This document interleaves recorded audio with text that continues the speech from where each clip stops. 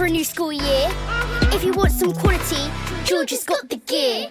Uniforms that are tough, George is just what you need. With reinforced knees, gonna hit those gates and play as much as I please. Quality schoolwear that stands the test of school time from £3, only at Georgia Asda. In a poll of 40 NetMoms members, 98% would recommend Georgia Asda schoolwear to a friend. Selected Asda stores, subject to availability. Delivery charges may apply. Good morning. It's 4 minutes after 10. Thank crunchy it's Friday. I am going to dive straight into the schools this morning, but there's some other interesting stories around that. I think I will, for once, be like a professional, proper grown-up radio presenter and give you a little taster of what's coming up later on the programme. There's a former Conservative MP who's threatening legal action against academics who have identified one of her ancestors as a slave owner. I think that is one of the most interesting stories that we've stumbled across in years, and it's my job to make you share my level of interest in it. So stick around for that, particularly if you have a particular interest in the broader issues. I've got a feeling it's something that's going to be spoken about a lot more in the coming years. I certainly hope so, because it's flipping well should be. And then I like the RSPB story as well, because it seems to me that the forces dedicated to opposing the truth are on the march once more after the glorious victory of Brexit for people opposed to the truth, and the elevation of Boris Johnson and then Liz Truss. We're back to, do you remember when they were all attacking the National Trust for telling the truth? All queuing up to say, I don't want the truth when I visit a National Trust house, I just want a scone. Or a scone. That's not quite a phone-in.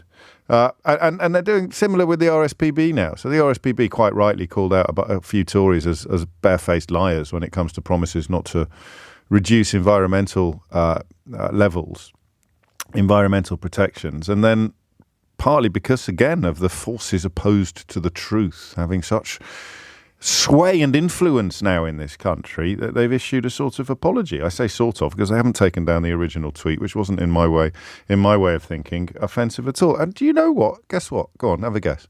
I am actually a member of the RSPB, a family membership no less of the RSPB, and I heartily recommend it to anybody and or everybody. 6 after 10 is the time. But we begin with schools. Don't all ring at once, all right? But I need a builder to tell me what's going on, as much as I need teachers and parents and indeed possibly pupils to tell me what's going on. So you as a builder could perhaps tell us that this is a little bit of an overreaction. 6,000 youngsters tomorrow facing a return to remote learning. In the great scheme of things, it's not a massive number. It's not a massive proportion of the country, but you can see why it's headline news.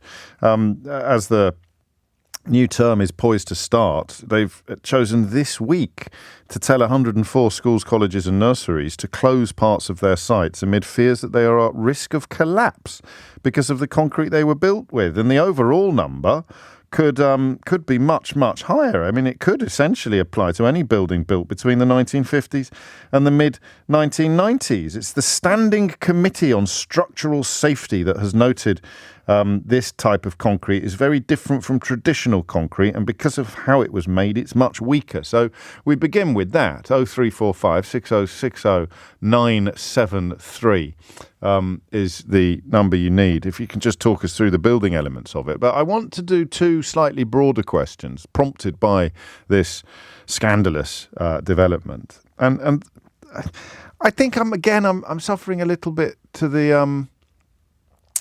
It's suffering a little bit from the, well, it didn't do me any harm syndrome.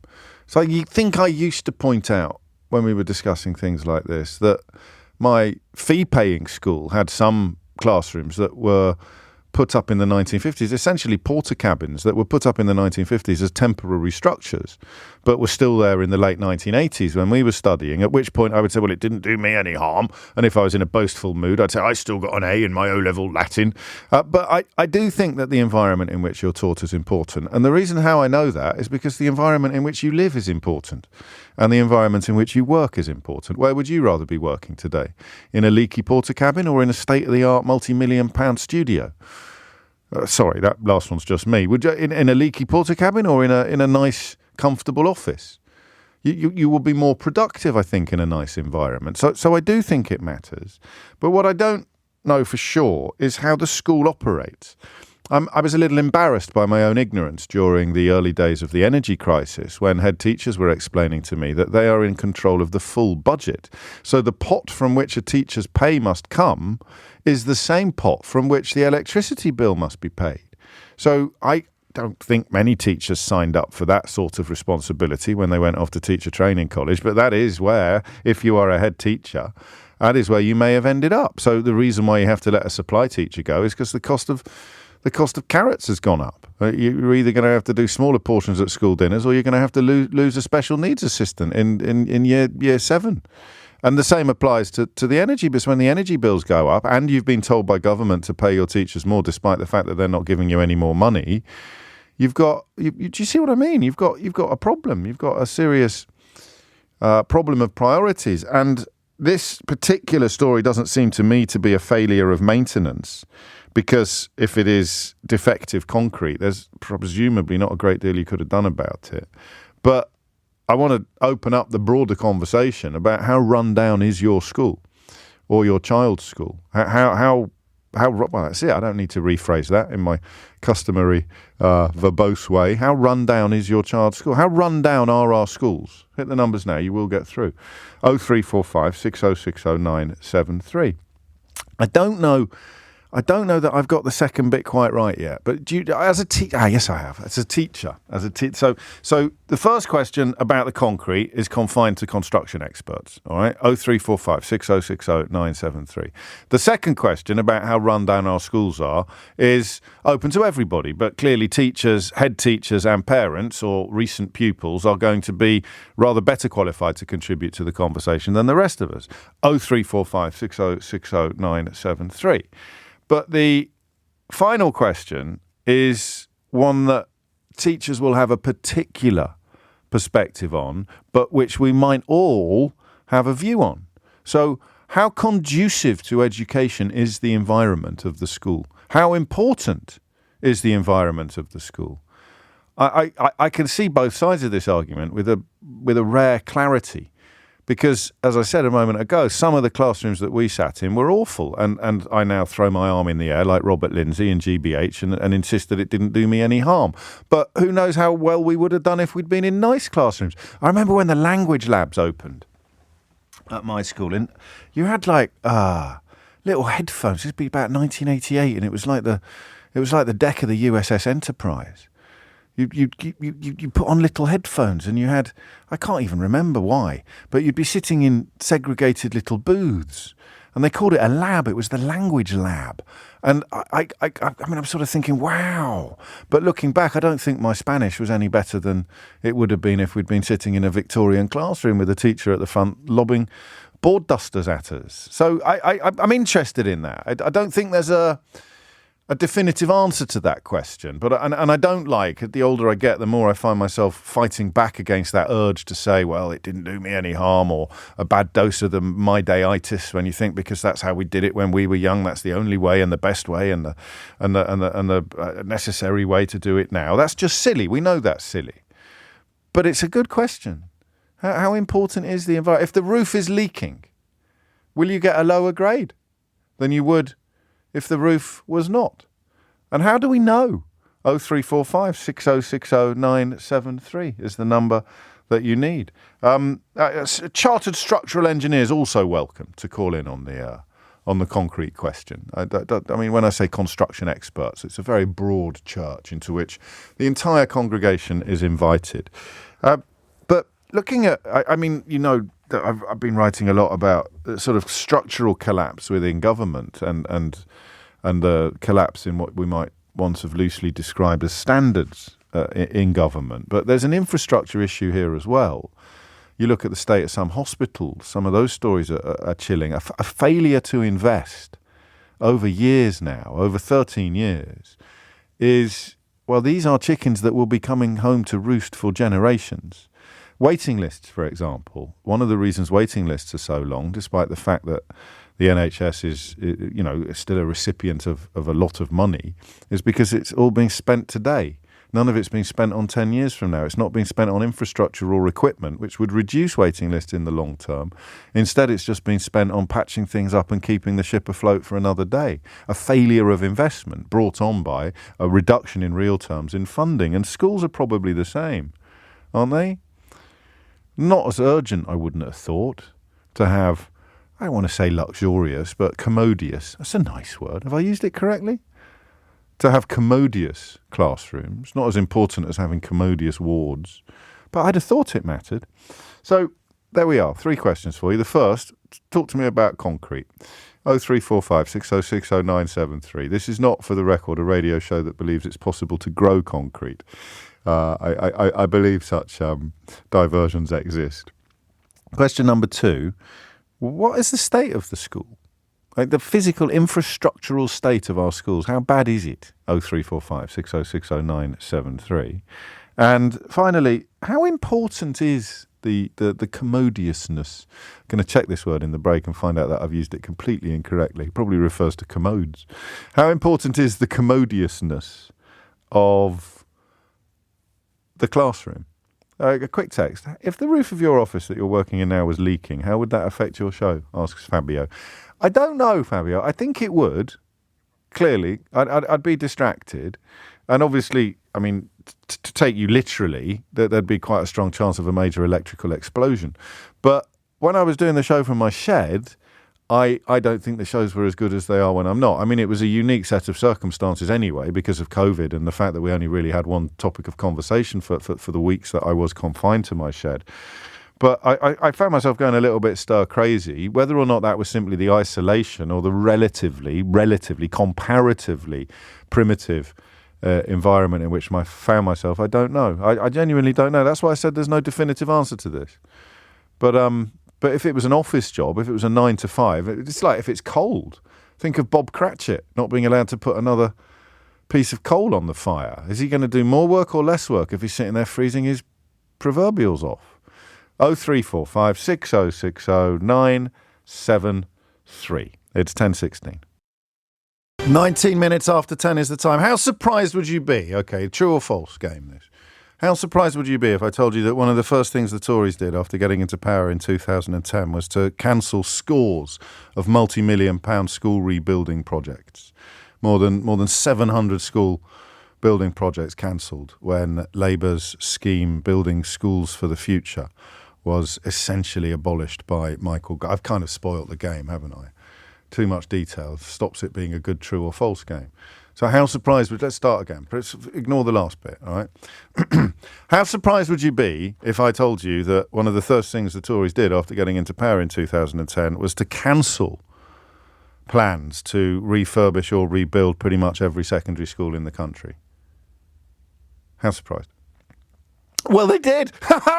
Who'd have thunk it? And here we are today looking at the news that schools are being told to shut just a couple of days before the new term starts because, like London Bridge in the song, they are falling down. Lisa's in London. Lisa, what would you like to say? Oh, hello. Hello. I was just phoning in about just working in schools in general, actually. So I've been teaching in schools for 13 years, and actually the state of schools at the moment, just in general, are pretty awful. The school that I'm working at the moment, there's a really bad mouse problem, and we actually cannot afford to get rid of them. Oh. So we are just sitting with them, running around. Well, you see them. Now. You see them regularly. Yes, we see them. Yep. Every day? Every day, and they are quite familiar with us all now, and they will sit on the windowsills. Really? Yeah. And we can't afford to get rid of them. And they smell, do they? Do you have that horrible biscuity wee smell that comes with mice? Quite. Ooh. Yeah, our cupboards smell like pet shops. They're pretty bad. And it's not the school's fault. We've just completely run out of money. And even with this 6% pay rise, obviously teachers wanted a pay rise, but many of us actually rejected it because of the terms that we're given. It's coming out of our school's budget, which is now going to make it even more unpleasant place to work, even more stressful. We're going to have to buy even more of the resources ourselves anyway. Story yesterday about teachers bringing food into school for their children. Yeah. Definitely, we used to be able to provide so much more out of the school budget, but now I work in an area where there is a lot of poverty, and there are children that come to school without food, and so we do buy them breakfast, we do buy them snacks, because we know then the only time they eat is at school.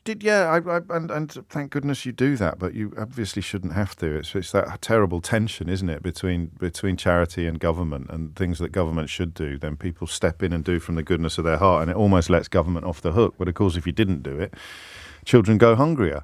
How does it work? So you can't afford the head's in charge of the budget, I presume, and they just can't afford to bring in pest control, environmental control on the sort of level that you would need to deal with a mouse infestation. Yeah. And the thing about mice, of course, is that they breed like mice. They do. Or rabbits. They do. So the problem gets worse and worse. A lot of money. Yeah. It does. It's and I think on a building of that size, them to do 1 or 2 visits is not enough.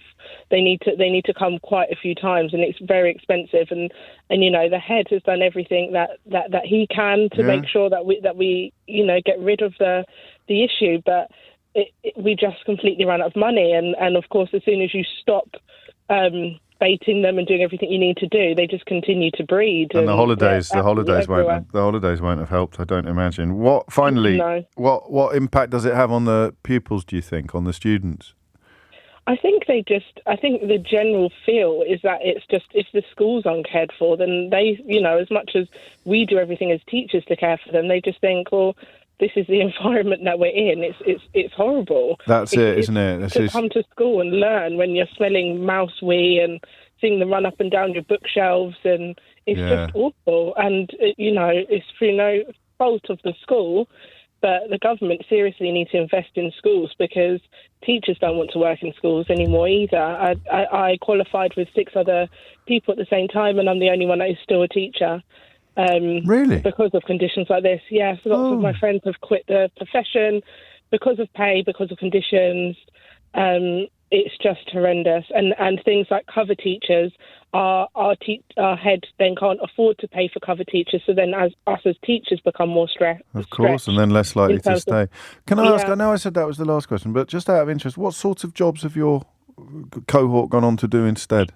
Is that a silly question? Many different things. Yeah, it's a silly actually, question. quite a few of them have gone into IT. Okay. And insurance and more office-based jobs. I think, what they do find sad is they obviously don't get that feel you get when you teach, and you've done something well for changing everybody. Lives.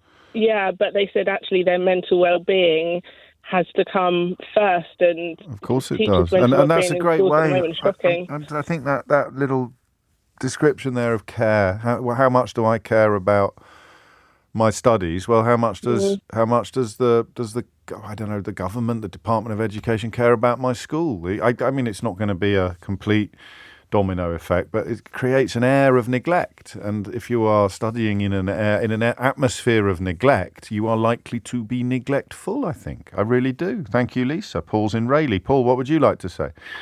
Morning, James. Hello. Yeah, I'm a parent governor at school, and I took the role on about 2 years ago and have oversight of finance. And I'll be honest, it's like pulling back the curtain, and you suddenly realise quite how perilous the state of school finances are. I think on average, it's for a primary school, it's about £5,000 per year per pupil for their education, and about 80% of that is on staff wages, and then out of the rest of that, everything has to be paid for, and there's absolutely no fat in it. Yeah. There's no ability to put money aside for future issues that might arise. And when you're paying. When we did the budgeting process recently, and cost of getting rid of your refuse is almost is as much as you have to spend on books and resources for the school. I don't think people appreciate this, do they? Because I do the news for a living, and I was taken aback by the simple explanation of the impact that energy bills will have on the ability to hire teachers or on the ability to pay teachers. It's an odd thing that you should be required to.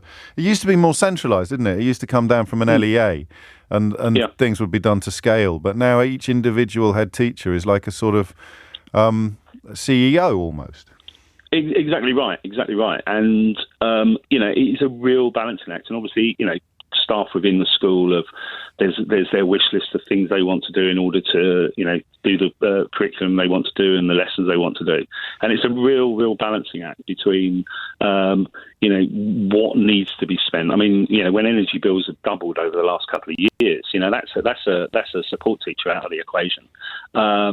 And it's not like you can increase your income. That is fixed, and everything else is. So really, we're talking. It's not even a managed decline, is it? It's an unmanaged decline, and it's like everything else. The parents and the pupils only get as far as the head teacher's office with their grievances and their complaints. They don't really reach as far as central government or the Department of Education. But there's no light at the end of this tunnel. Things just, to quote Yeats, W.B. Yeats, things fall apart. Yeah, exactly, and it's something that's going to continue, and it's this issue with the concrete this year, yeah. And then is your school affected by this?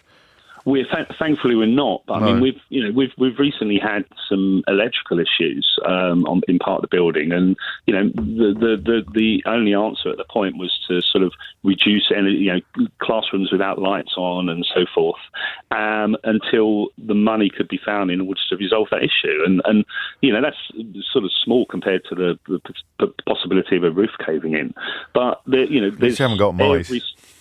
No, thankfully. Well, I don't think we have. I'm getting messages saying, tell him to get a cat at the school.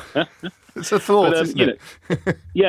But every school, I suspect, over the coming 5 years, 10 years, unless there's a change in the way that schools are funded, are going to be facing increasing issues with different things where things are failing. And it's contempt for the children, really, at its heart, or it's incompetence. I do occasionally, as I'm sure you know, Paul, go off on slightly unfounded flights of fancy, and I do wonder whether we're living in an era where the ruling party thinks that education is wasted on the masses. Why would we prioritise school? It feels like that, but I'm not ready yet to believe that is the reason.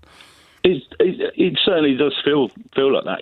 As the previous caller mentioned, the government says, right, okay, teachers are going to get this pay award. There's no adjustment in the funding for schools, so that needs to come out of the already squeezed pot. And then, the energy costs and the cost of paper and, all of these things that affected the nation over the last couple of years. And yet there's no more funding coming at the top, and so it does seem like a certain contempt, and it seems like a problem that there's no political value in solving it now, because you're not going to see the benefits for 10 or 15 years. And yet there is apparently political value everywhere, from the Tory backbenchers to the comment pages of the Daily Telegraph, in having a hissy fit about the removal of VAT exemptions for private school fees. It's funny, isn't it, how that works? Probably more newsprint expended in anger and outrage about Labour's proposals to stop private schools having charitable status with regard to their VAT than there is in the fact that state schools, which make up over 90% of the school state, are falling apart around the pupils' ears. Thank you, Paul. We shall see. I mean, I may be misrepresenting the commentary out there, but certainly people like me populate the media and are more likely to be privately educated and or privately educating our children. So these issues get a ridiculously disproportionate amount of coverage. If you were a Tory MP talking about anything else, you'd say you can't afford to send your children to private school, we'll get a better job then. But no, if you're a Tory MP talking about the Labour proposal to remove VAT from school fees, to remove the VAT exemption from school fees, you say it's outrageous. It's outrageous that the 7% or so of parents in this country who can afford to send their children to private, it's outrageous that they don't get charitable exemptions on VAT. I mean, it is pathetic, really, when you think about how skewed media coverage is. But we are where we are. More of your calls after the very latest news headlines with Amelia Cox. I don't know, really. I've got this obsession with tesseracts. Do you know what a tesseract is? It's one of my favourite things at the moment, a tesseract. It was the second book by Alex Garland, who wrote The Beach, which everybody read. And then he wrote another book called The Tesseract, which hardly anybody read, that's showbiz. He writes a lot of video games now. Supreme talent, brilliantly talented bloke. But the tesseract is, imagine a cube, right? I'm probably going to get this wrong. Geometry's never been my strong point. But imagine a cube and now unfold it and make it flat. That's a tesseract.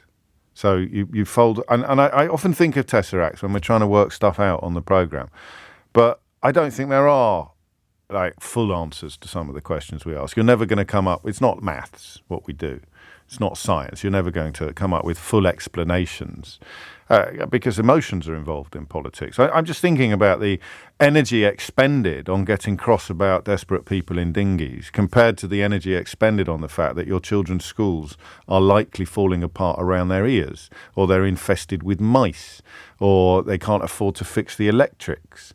And it is a direct consequence of 13 years of Conservative rule that began with so-called austerity, the big lie at the bottom of many of our national problems now. The idea, as Alexei Sayle famously put it, that the global financial crisis in 2008 was caused by there being too many libraries in Wolverhampton. And the lies perpetrated by George Osborne and David Cameron that it was somehow Gordon Brown or the Labour Party's fault that economic collapse occurred was the ideological cover that they used to strip back public sector funding, to close things, to abandon the Building for Schools project that was already in place, to shut Sure Start centres, to close fire stations, to close ticket office. I mean, everywhere you look, there's evidence of that massive lie. And then fast forward 13 years and here we are, learning that schools are being shut a few days before the new term starts because of the danger of them literally collapsing. During lockdown, when all the schools were empty, imagine what a decent government could have done. Instead of shifting billions of pounds to their mates for substandard PPE, they could have not only kept construction workers in work, but they could have fixed up loads of temporarily empty schools for the duration. But hey-ho, that sounds far too sensible. 10:36 is the time. 3 questions bubbling alongside each other today. We haven't had any attempts to answer the first one yet, although I think James in Camden is going to open and probably shut that case in a moment. What's going on with this collapsing concrete? Question number 2 is the simple notion of what it's like in your children's school or your own school if you're a parent or a governor. I mean, how bad is it? Or a teacher, crucially, if you're a teacher. Question number 3 kind of gets asked as part of question number 2, but if you want to come at it separately, you can. Is there any way of measuring the relationship between educational environment and educational attainment? I thought that the first caller's point about care, you're in a school where mice are running around, and the idea that you should care about your studies when the place where you study clearly doesn't care about you. I find that quite hard to resist. 10:37 is the time. Phone lines are open. A couple of phone lines free. 03456060973. James is in Camden. James, what would you like to say? Oh, hi there, James. Nice to speak to you. First time caller here. Welcome aboard. Welcome aboard. I thought I'd give you a shout over this autoclaved aerated concrete issue. I'm a chartered building surveyor. I've worked in London for about sort of 10 or 11 years or so, and previously all over the country. And I've come across this substance a couple of times. I've probably sort of start off by saying I'm no sort of world expert on it, but I'm definitely aware of it and have been aware of it for the past, or at least 10 years or so. Right. As an industry, this problem was first discovered in the 90s, so we're talking about 30 years ago. Gosh. And autoclaved aerated concrete was invented long before that and really came to prominence in, I would say, probably the 1950s and 60s. That's when you really started seeing it coming into fashion or rage. And when it's first put up, it's not too much of a problem, especially if it doesn't get wet. But after 30 years or so, it is absolutely true. It can just spontaneously collapse without warning, and it's very difficult to predict when and how that will happen. So, is it a silly question to ask how often it happens? Thankfully, incidents of people getting injured and hurt by it are fortunately rare. Right. It obviously is a problem, and the longer this stuff stays up there, the more of a problem it's going to be. And does it go for, because of course it's all happening under the surface, so it all looks fine, and then it collapses. There's no early warning or slow attrition or anything like that. Yeah, there's certain tests that people can do. They're not brilliant. Obviously, you can look at the early sort of warning signs of collapse, sort of faint cracking and so on, but that's not... And they're going to have that if they haven't been painted for a while, aren't they? It's not, I mean, you're not going to know whether it's the surface that's cracking or whether it's the infrastructure. What was your gut reaction professionally then when this story broke overnight, when you learnt of the 104 schools? Well, yeah, I mean, not a massive surprise, really. I mean, I've been aware of this problem, like I said, for a good solid 10 years or so. And previously, all that I can say is the way that asset managers and stakeholders have managed it is they've tended to sort of get people like me in to see buildings, whether they're hospital wings, schools. I remember going to see a community centre that had this sort of stuff in it once upon a time. And we just basically do a report saying, yes, it's AAC, it's a deleterious material, it's problematic, we can't really say that it's going to come crashing down tomorrow night, but it could do. It could also stay up, perfectly fine for the next 10 years. And we're not the people who sort of really get to make the decision on whether buildings like this. Generally speaking, it's the asset manager or the person that owns it. So would you be comfortable working in a room that you had described thusly? Well, the scary thing is we all go through these sorts of buildings all the time. Yeah, that's what I'm beginning to realise. They're in bus stations, railway stations. So is there an argument that this is an overreaction, James, given that it's a constant threat but not an acute or urgent one? It's a difficult one. It depends how you judge risk, really, because at the end of the day, we could go around closing down every single building in the country that had a tiny bit of AAC on it on a health and safety grounds, and we'd suddenly find that we'd have hospitals all over the place that no one was allowed to walk into. And if you think about the current crisis that is present, not just in hospitals, but schools, but everywhere, really, this could create a lot of problems for a lot of people elsewhere.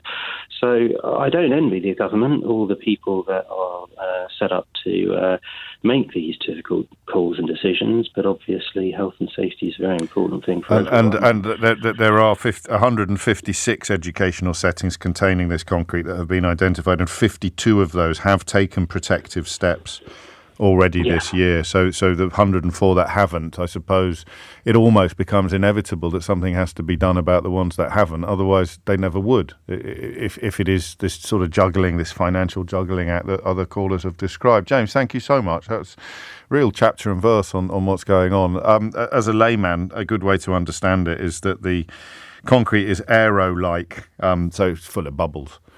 And I don't know if you've ever tried to take a piece of dairy milk and squish it with your fingers, and then take a piece of aero and squish that with your fingers, and there you go, there it is. Perfect analogy for you. And the schools are built of aero. Toby's in Bristol. Toby, what made you pick up the phone? I qualified in 1991, so I'm at the end of my teaching career now, and I have actually finally stopped. And I remember how bad... That makes me feel old. Yeah, I know. Well, tell me about it. And so I remember how awful it was. I was supply teaching in places in Leeds like Belle Isle, where they were rebuilding schools around the children with asbestos. Wow. And when I started a job at a school, how appalling the conditions were, leaking roofs, buckets everywhere. Yeah. And then I do also remember the improvements that came along after 97. Remind us what happened in 97, Toby? Oh, I don't know. Something I'll check later. And then equally, I was still teaching after the 2010 election, and when Gove and Cummings removed built the building for the future, and the building, you could see it slowly degrading. I mean, it's a bit like the tanker analogy, and things carried on reasonably. Yes. But then, and when I decided to... Oh, phone line's gone funny. Don't stop moving. I don't know if you're moving around or something. I'm not moving. That's it. No, there we go. Carry on. When I left teaching, I was at the top of the pay scale, so I was what's called UPS, so upper pay scale 3. So if you look at today's teacher salary, that's about £50,000, fair whack. Yeah. And I was replaced by an NQT, and the money then went to help with building. And so you're not only losing experienced teachers because they're expensive, you're then recruiting NQTs, newly qualified teachers, who are perfectly good, nothing against newly qualified teachers, but they're relatively cheap. Of course. And you're then scrabbling around, as one of your earlier callers said, looking for where to take that money from, robbing Peter's Bay Paul situation, and it's just so disheartening, because you do see the improvements in the pride that the children take in their school when it looks nice, when it's not falling to pieces.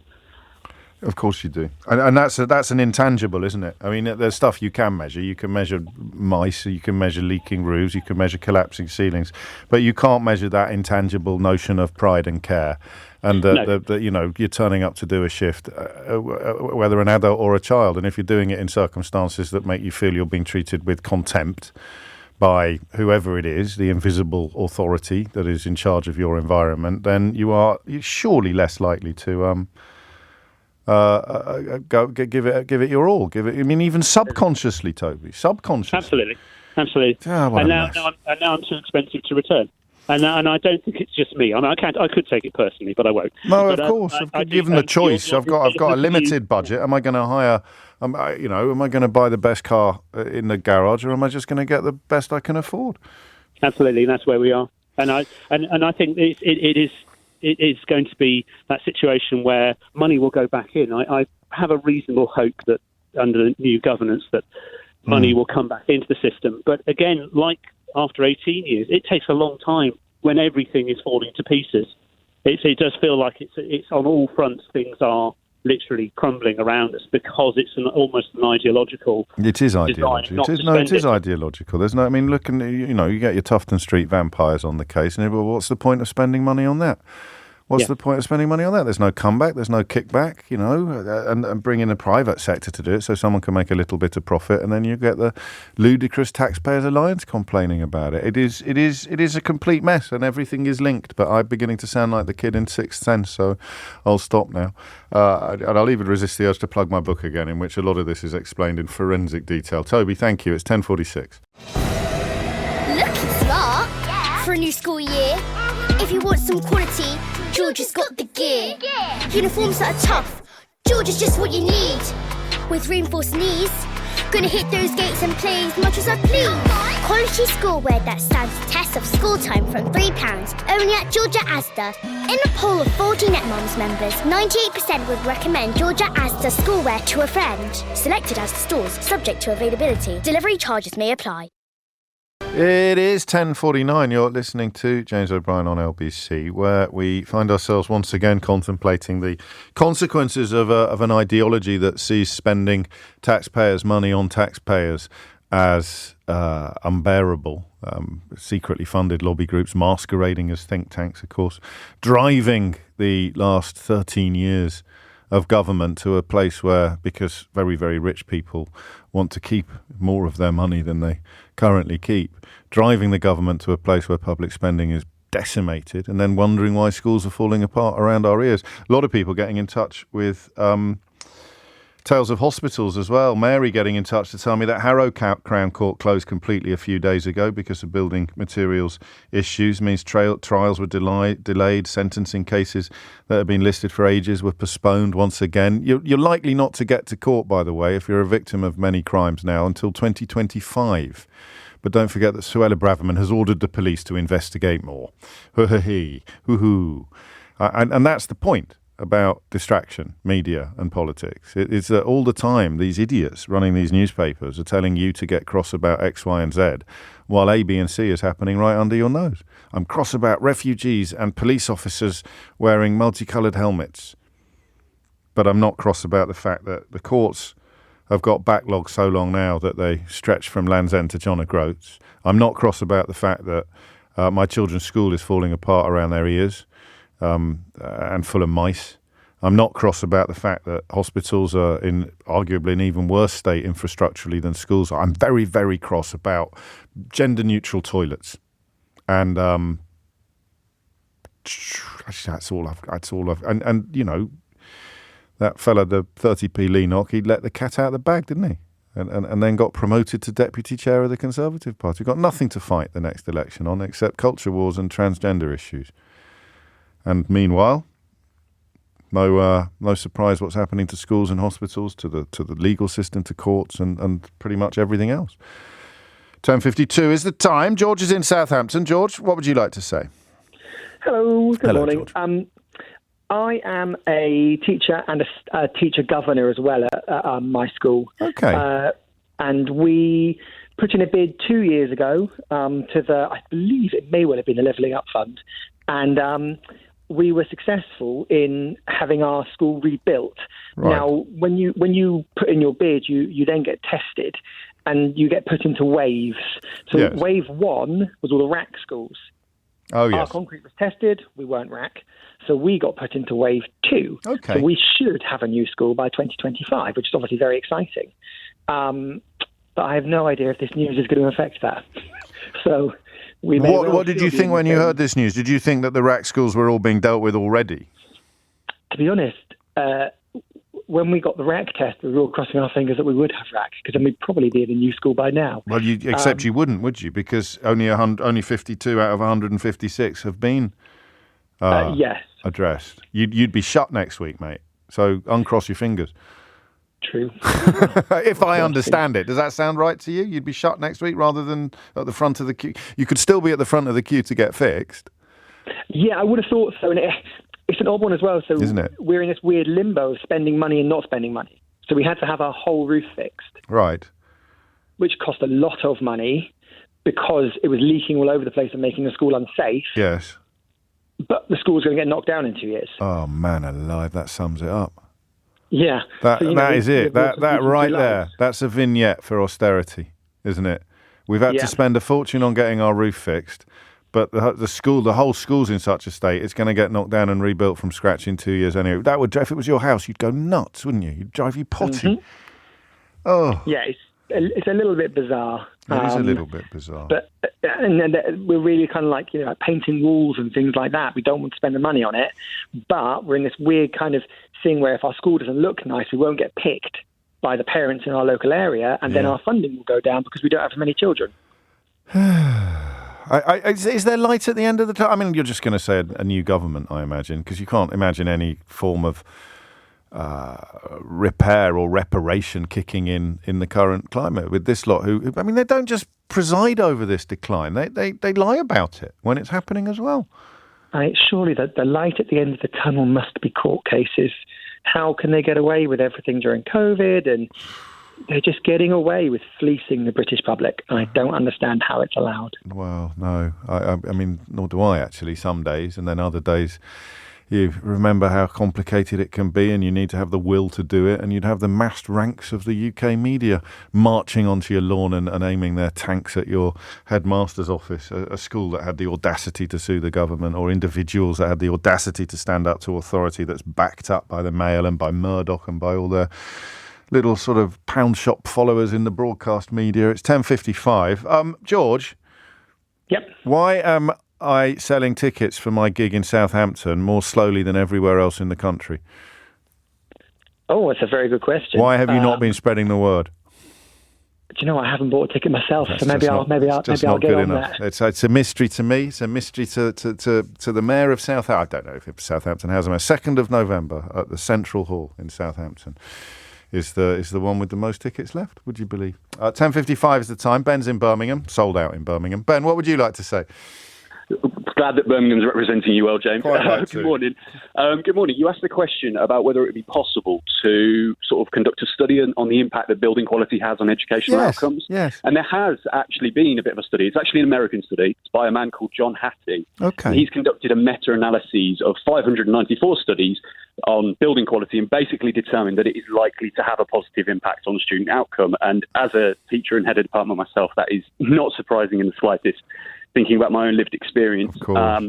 especially from the angle of special educational needs students, Yes. where the classroom environment is vital. You know, we've got students with such sensitive needs that any slight change in their environment can have a huge impact on the quality of their day and obviously the quality of their, learning that they're doing. Yes. And there's already not enough funding for special educational needs students. Special educational needs schools have been slashed.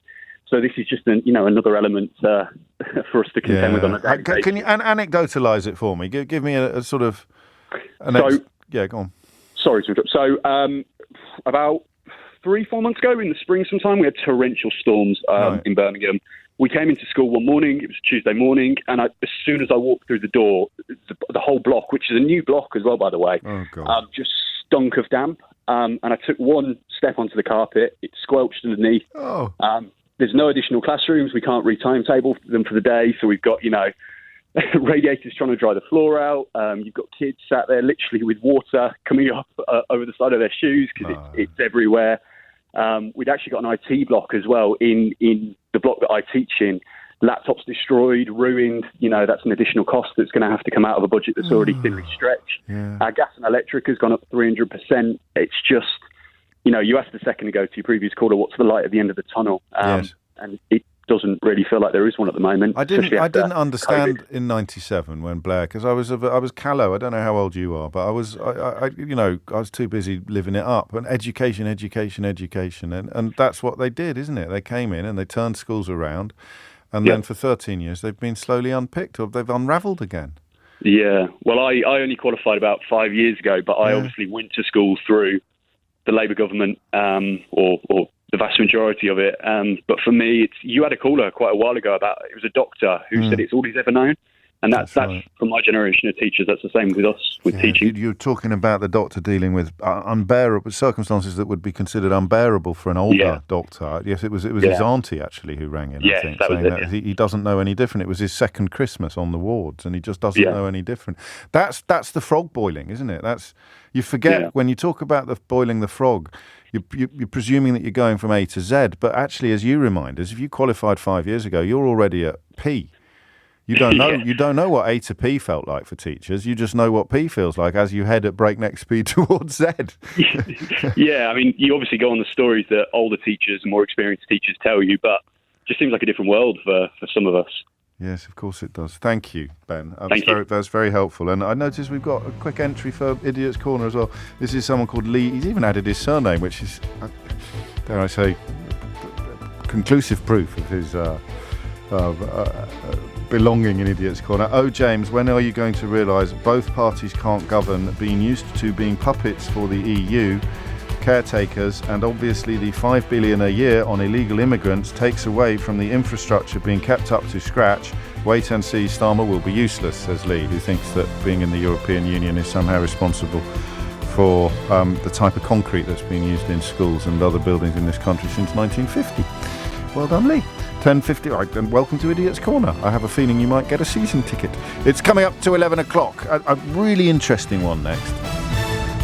It's 3 minutes after 11 and you are listening to James O'Brien on LBC. I find this conversation fascinating, or rather this subject fascinating, and I want you to think about it, all right? I properly think about it before ringing in, because I sometimes find my mind changes in the course of contemplation of a single story. You start off perhaps seeing a headline or hearing me tell you what the broad subject matter is, and you think you know what you think, and then you look a little deeper into it and you find, well, it depends what you're built like, doesn't it? It depends whether you like thinking or not. And I know that can sound condescending, but it really isn't. I completely understand the attraction of not thinking. I mean, first of all, you get a job on GBBs, and they're quite lucrative, I'm told. The simplicity of existence when you just pick an opinion and stick to it regardless of the facts is not hard to understand. I can see how it can be quite seductive. I don't understand how they lead to the next one. I don't understand how being wrong about vaccines or thinking that COVID was a hoax leads to you believing that the World Economic Forum is up to no good, or that 15-minute cities involve anything other than traffic calming measures, or that environmental initiatives like the ULEZ scheme is somehow fraudulent, or I mean, whether it works or not, it's clearly designed to improve air quality. The idea that it's designed to do something else is bonkers, truly bonkers. But I guess once you've decided that your opinion will be based entirely upon tossing a coin as opposed to thinking about things, then you start collecting similarly bonkers opinions. So if you like thinking about things, I think this subject is really, really interesting. Antoinette Sambach, I don't know if you remember her. She was a decent Tory MP until that big purge in 2019. She wasn't there for long. She had a Cheshire seat for about 4 years, and she was one of the people that Boris Johnson effectively had to get rid of in order to prevent members of his own party safeguarding parliamentary sovereignty. I don't know if you remember that, when he purged 21 MPs because he didn't want the House of Commons to have any say over the progress of Brexit or the progress of negotiations. So he essentially, he unlawfully prorogued Parliament, and then he had to get rid of all of his own MPs who were not on board with his lies and nonsense. They've all been completely vindicated by history, of course, but it doesn't matter. They lost their jobs. She was deselected in her own constituency, as was Philip Hammond, the former Chancellor of the Exchequer, for the crime of telling the truth. As we're going to talk in the next hour in the context of the RSPB about the forces opposed to the truth. And obviously it begins in modern Britain with Brexit. But that period in 2019 when telling the truth was an arrestable offence in the Conservative Party is incredible. You think of Sir Nicholas Soames, Winston Churchill's grandson. I mention that because the kind of people who are opposed to the truth claim often that Winston Churchill is their hero. So his own flesh and blood descendant was essentially expelled, purged, expunged from the Conservative Party because he insisted on telling the truth. He insisted that the House of Commons, that Parliament retained the right of scrutiny over mooted Brexit-related legislation. And they lost. The people opposed to the truth prevailed. And she was one of them, and often very impressive on the subject as well. One of her ancestors was a slaver, a slave owner. He was the founder of a company called Sambach Tin and Co., a Liverpool-based company that monopolised much of the Demerara sugar trade in what is now Guyana. This would be during the 18th and 19th centuries. The epic amounts of wealth were then brought back to Britain, and from that period, that wealth, Antoinette Sambach is descended. Okay, so far so good, right? Utterly uncontroversial, nothing to get your teeth into here. Is it going to be another one of those, should they apologise or should they pay reparations? We've seen a descendant of William Gladstone very recently offer apologies to people in the countries where his forebear had plantations and slaves. We've seen a BBC journalist called Trevelyan, I forget her Christian name, her first name, or Laura, I think, Laura Trevelyan, do similar and discover in your family tree actual slavers and do a form of, if you like, a retrospective repentance, you might call it. The Earl of Harewood at Harewood House up near Leeds has a wonderful exhibit on this subject, and it features a very striking portrait of the actor David Harewood, who discovered when researching his own family history that the reason why his name is Harewood is because his ancestors were owned by the ancestors of the Earl of Harewood. Owned. And this is not what today's story is about. Today's story is about Antoinette Sambach threatening the University of Cambridge with legal action after a historian named her as a descendant of a merchant who enslaved his ancestors. Now, there are several factors here that I want you to take into account before telling me what you think. And crucial, I think, to this is the fact that she was only an MP for 4 years. So she was a public figure, if you like, for 4 years. And not a particularly prominent public figure, and not really a public figure who lined her own pockets or feathered her own nest as a consequence of her political career. Right? I'm not 100% sure what I think about this story yet. I don't want to have any fisticuffs or rows, but we might. But I just want to get these things in front of you before we start talking about it.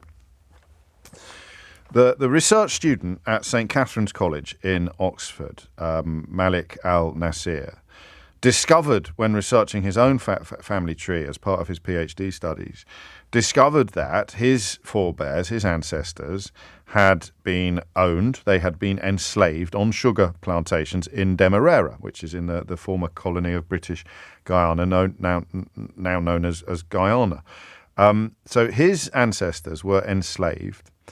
He looked into the history and discovered that Samuel Sambach, or he claimed that Samuel Sambach was the sort of architect of that enslavement, and he gave a TEDx talk in 2021 in which he pointed out that a descendant of the man that enslaved his ancestors had been in government.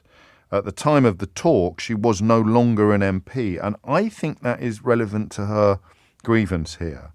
She feels that to have this stigma, this ancestral stigma attached to her, is unfair for two reasons. Firstly, it has absolutely nothing to do with her. She is under there is no doubt whatsoever that in her mind that slavery is absolutely appalling. There's a sort of guilt by association involved in this. Now, the Gladstone and the Trevelyan examples speak of a recognition and an acceptance of that guilt by association. But I'm not sure it is clear-cut, this. Why should there be guilt by association? I feel no guilt whatsoever for anything that my great-great-great-great-great-granddad or grandma did.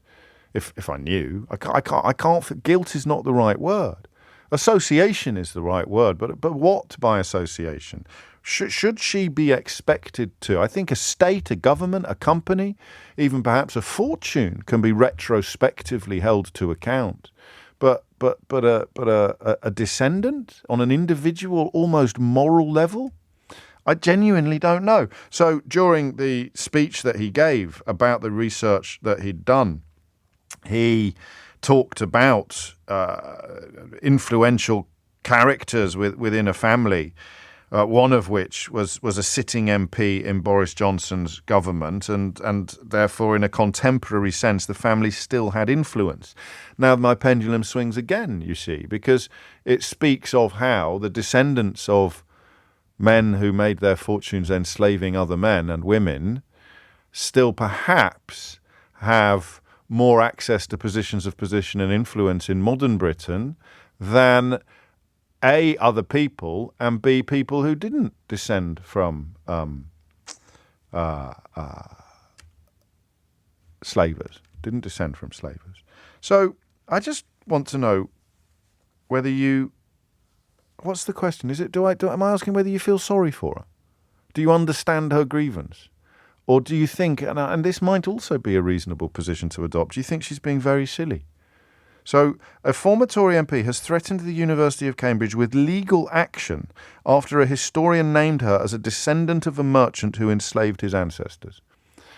There's no dispute over the accuracy of the research. She is a descendant of a merchant who enslaved his ancestors, but she doesn't feel it's fair for her name to be included in the research on the grounds, essentially, or the reason why it's included in the research is that her name is known. She could be pointed to as a prominent public figure during that period of her membership of Parliament. If she hadn't become a member of Parliament, she would not have been mentioned in this research. That much is clear.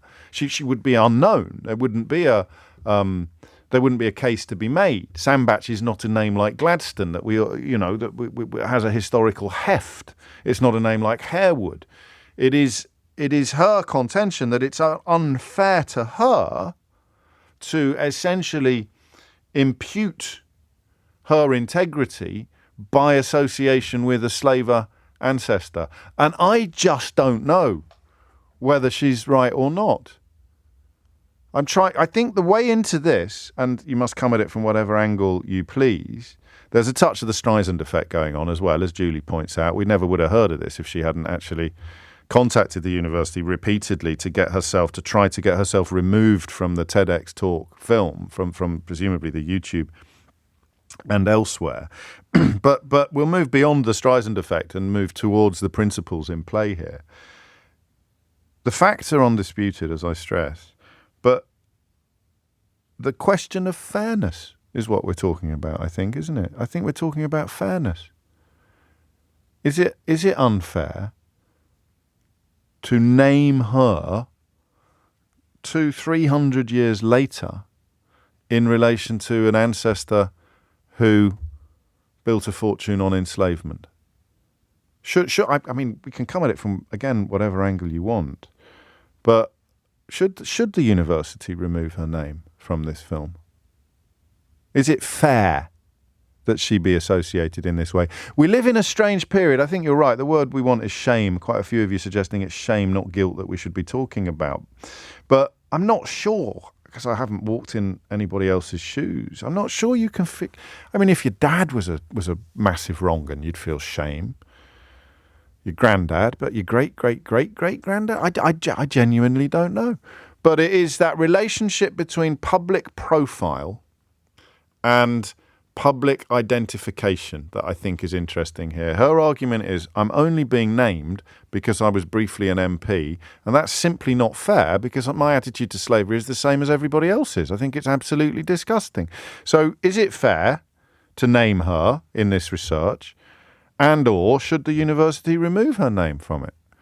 0345 6060 973. And if you've traced your descendancy from slavers or enslaved people, I guess it might be more interesting. I mean, if you found out that your ancestors were enslaved, do you have actual personal feelings towards the descendants of slavers? 0345 6060 973. There's a lot to cover here, and let's keep it friendly. But it is a lot more interesting than some of the other... Well, all these conversations are interesting. It's a lot more nuanced, I think, than some of the other conversations you have about slavery. I mean, most recently about reparations, which I can tell you how the debate about reparations is going to go. People whose ancestors have or were enslaved and exploited, the consequences of which continue to reverberate through society centuries later, will be told by the people who were not affected by slavery to shut up and sit down. That's how that debate is going to go, but it won't go away, and people won't shut up and sit down. But that's what you'll get. You'll get privileged white people turning up on the telly telling the descendants of slaves to just be quiet and get over it now, despite obviously having really no right whatsoever to do that. But this is a different conversation, a lot more nuanced. 0345 6060 973. Is it fair that because she was an MP for 4 years, her name will forevermore be included in this account of one of the most appalling acts that humanity has ever visited upon humanity? 0345 6060 973. 20 minutes after 11. I like this take from the No Hostages Twitter account. Take a moment to consider how strange this conversation sounds to someone visiting the UK. It's a monarchy with a leader who rules by virtue of their genealogy. There are legislators who hold their seats because they're descended from aristocrats. And along comes Antoinette Sambach trying to sue someone for outlining her genealogy. It's a strange place. You put it like that, and it certainly is. Tina is in Stoke Newington. Tina, what would you like to say? I basically want to say what you just said, really. Because I think it's really absurd, the fact that she wants to sue the university for just stating things that happen.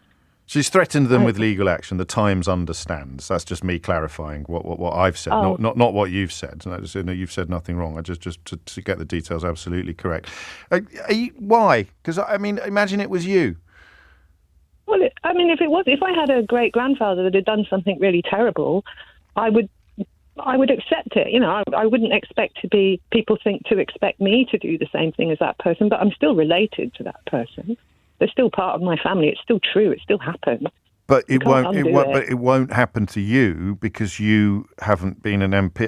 I mean, I wonder if it's the brevity of the time that she was in the House of Commons that intrigues me in this issue, in that she was barely a public figure and she's only included because of that role, and therefore it's not fair. Because if she was a bus driver or a heart surgeon, she wouldn't have been mentioned.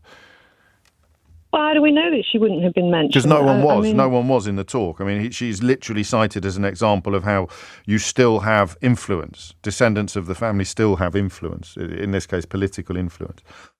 But she did have influence. I mean, she chose to take a role where she would be having influence. And I can't see where she can go from there. I really don't. I mean, she made a concerted effort to be in Parliament, even if it was for a very short period of time. And therefore, go on. It just staggers me. She's not a wrong 'un. She's nice, and she was a good MP, and she got an awful lot of stuff right. Well, it was quite brave to stand up and say so. So I don't want to depict her as being dodgy or anything like that. But that's the problem with it. The implication is that I would see her as being dodgy, and I don't see her as being dodgy. I just see her as being somebody who's got some really nasty relatives in her family tree, and I feel a bit sorry for her about that. That's really and nicely I don't think put. Yes. Yeah, I don't think it hurts for people to know that as well. That people who are good are related to people who've done bad things.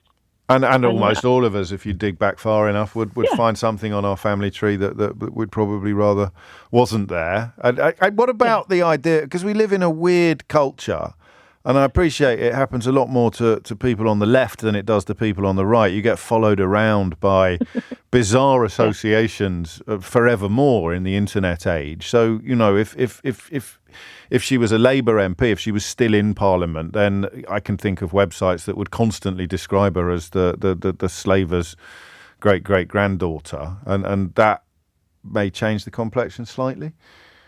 That's the other reason why I think it's important that it is admitted to, is that the right-wing press would take that kind of try and push it all down and stop people from knowing about it.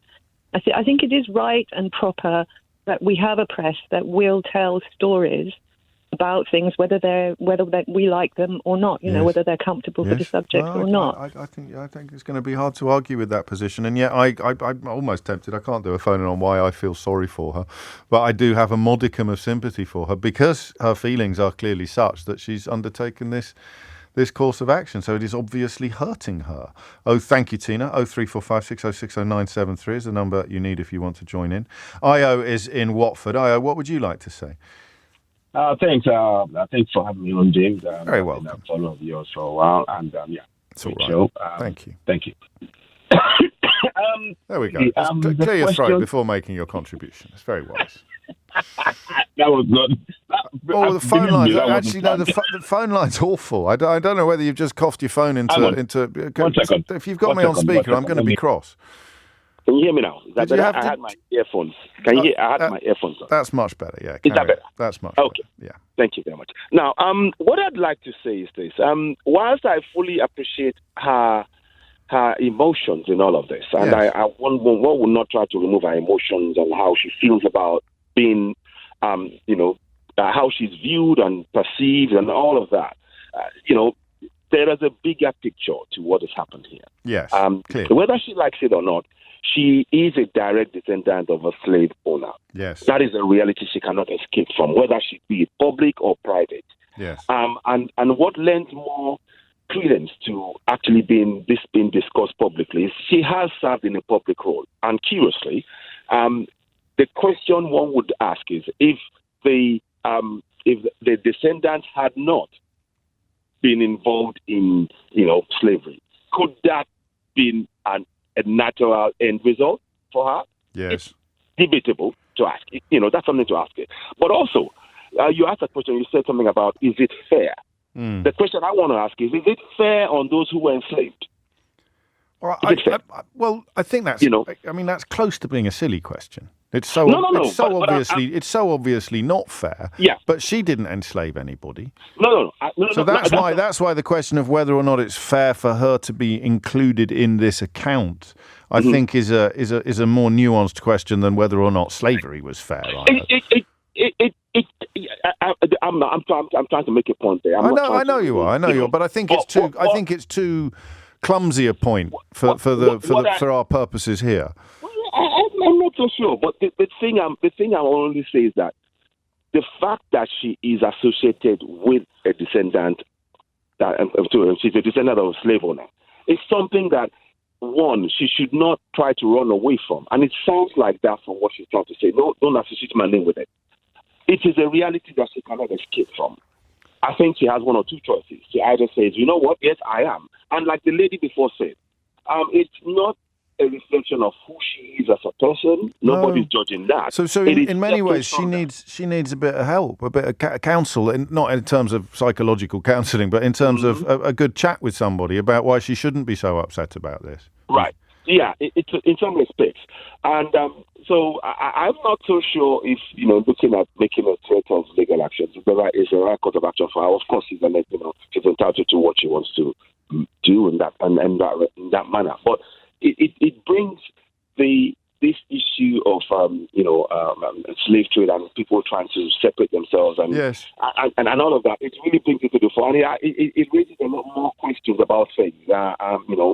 Speaking as somebody who is as a black person and knowing the impact of all of that, even as we speak today, it kind of like, it's almost like an entitlement. Someone who's entitled would make this kind of statement. Almost, it almost feels like that, So, but I hope she considers it and actually just rather than try to run away from it, accept that that's what it is. Laura Trevelyan did a brilliant response to this, and the family they did. It doesn't solve the whole problem, but the acknowledgement of it goes a long way. I suppose. I mean, think of it this way. Finally, she's just saying, "Look, could just leave me out of it, will you?" She's not objecting to the history. She's not objecting to the research. She's certainly not defending anything that anybody did. She's certainly not questioning the fairness, the fundamental horror, the Holocaust of slavery. She's not doing any of those things. She's just saying, "Could please leave me out of it," and that's where my sympathy comes from. Yeah. Of course, we can all have sympathy for her position, and that's fine. It's one thing to have sympathy for the position, but to say now that now needs to say, okay, now no, leave her out of it. It's impossible because the very fact of who she is, whether she likes it or not, has benefited from the profits of slavery. In some way, I mean, there may not be a financial inheritance, but there's going to be some form of social capital that almost certainly derives from the privilege and wealth enjoyed by her ancestors. Thank you, Ayo. That was very helpful. And of course, in a way, if you're watching this thing and the name Sambach comes up, she wasn't prominent enough for you to go, I wonder if, but it's a rare enough name, I keep thinking there was a bloke in Sambach who rang us. It was one of the most racist calls I've ever taken on the programme. I don't know if you remember it. It was surreal. That's another. That must be named after the family, mustn't it? The town, because it's somewhere in Cheshire. It's some service stations there, isn't there? And maybe there's a link. I don't know. But you would think, I wonder if this bloke is related to that politician from a few years ago, and then you'd find out pretty quickly that she was. But in terms of it being contained within the lecture, saying, couldn't you just leave me out of it? I don't think it's an unreasonable request, but it may be, as Ayo suggests very powerfully, unreasonable to agree to it. 11:30 is the time. Amelia Cox is here now with your headlines. It is 11:34, and you are listening to James O'Brien on LBC, where I think I've distilled it down quite nicely, although we're close to unanimous on Antoinette Sambach being at the very least ill-advised to threaten the University of Cambridge with legal action after a historian named her as a descendant of a merchant who enslaved his ancestors, the Times understands. I remember when Farage went to Germany to speak to the AfD, and it was pointed out that he was there as a guest of the granddaughter, I think, of a senior Nazi. And that seemed to me to be fair, seemed to me to be reasonable, although on reflection, how, because of the political direction that the AfD was determined upon at the time. But there's nothing in Antoinette Sambach's politics that reflects the slavery undertaken, the enslavement undertaken by her ancestors. But I don't know. I mean, how long do you stay? And she's not accountable for it. But if she says, please, why bring me, please leave me out of it, I understand why she's done it, but I don't necessarily, and I have sympathy for her doing it, but I don't necessarily, in fact, increasingly talking to you, I increasingly think this was probably an unwise course to take. Olita is in Forest Hill. Olita, what would you like to say? Hi, James. Hello. How are you? Very well, thanks. Nice to speak to you. Likewise. After listening for so many years. So I just wanted to make the point. I just wanted to agree with the last part of what your previous caller, Ayo, was saying. As a black person, it does feel like a bit of a double whammy, which is that you have had slavery inflicted and all the impact, and then to have the privilege of saying, don't name me in association with this, I think is a bit of a slap in the face, because there aren't that many opportunities to draw the illustration to the modern day of what happened before. And this is one of the few illustrations where the timeline can be illustrated, and then we're being told to be quiet. So I don't agree with that. But I would like, if you allow me to give an illustration. I think I understand why you have the sympathy. I don't agree that she should ask not to be named, but I fully understand why she doesn't feel comfortable. Yes.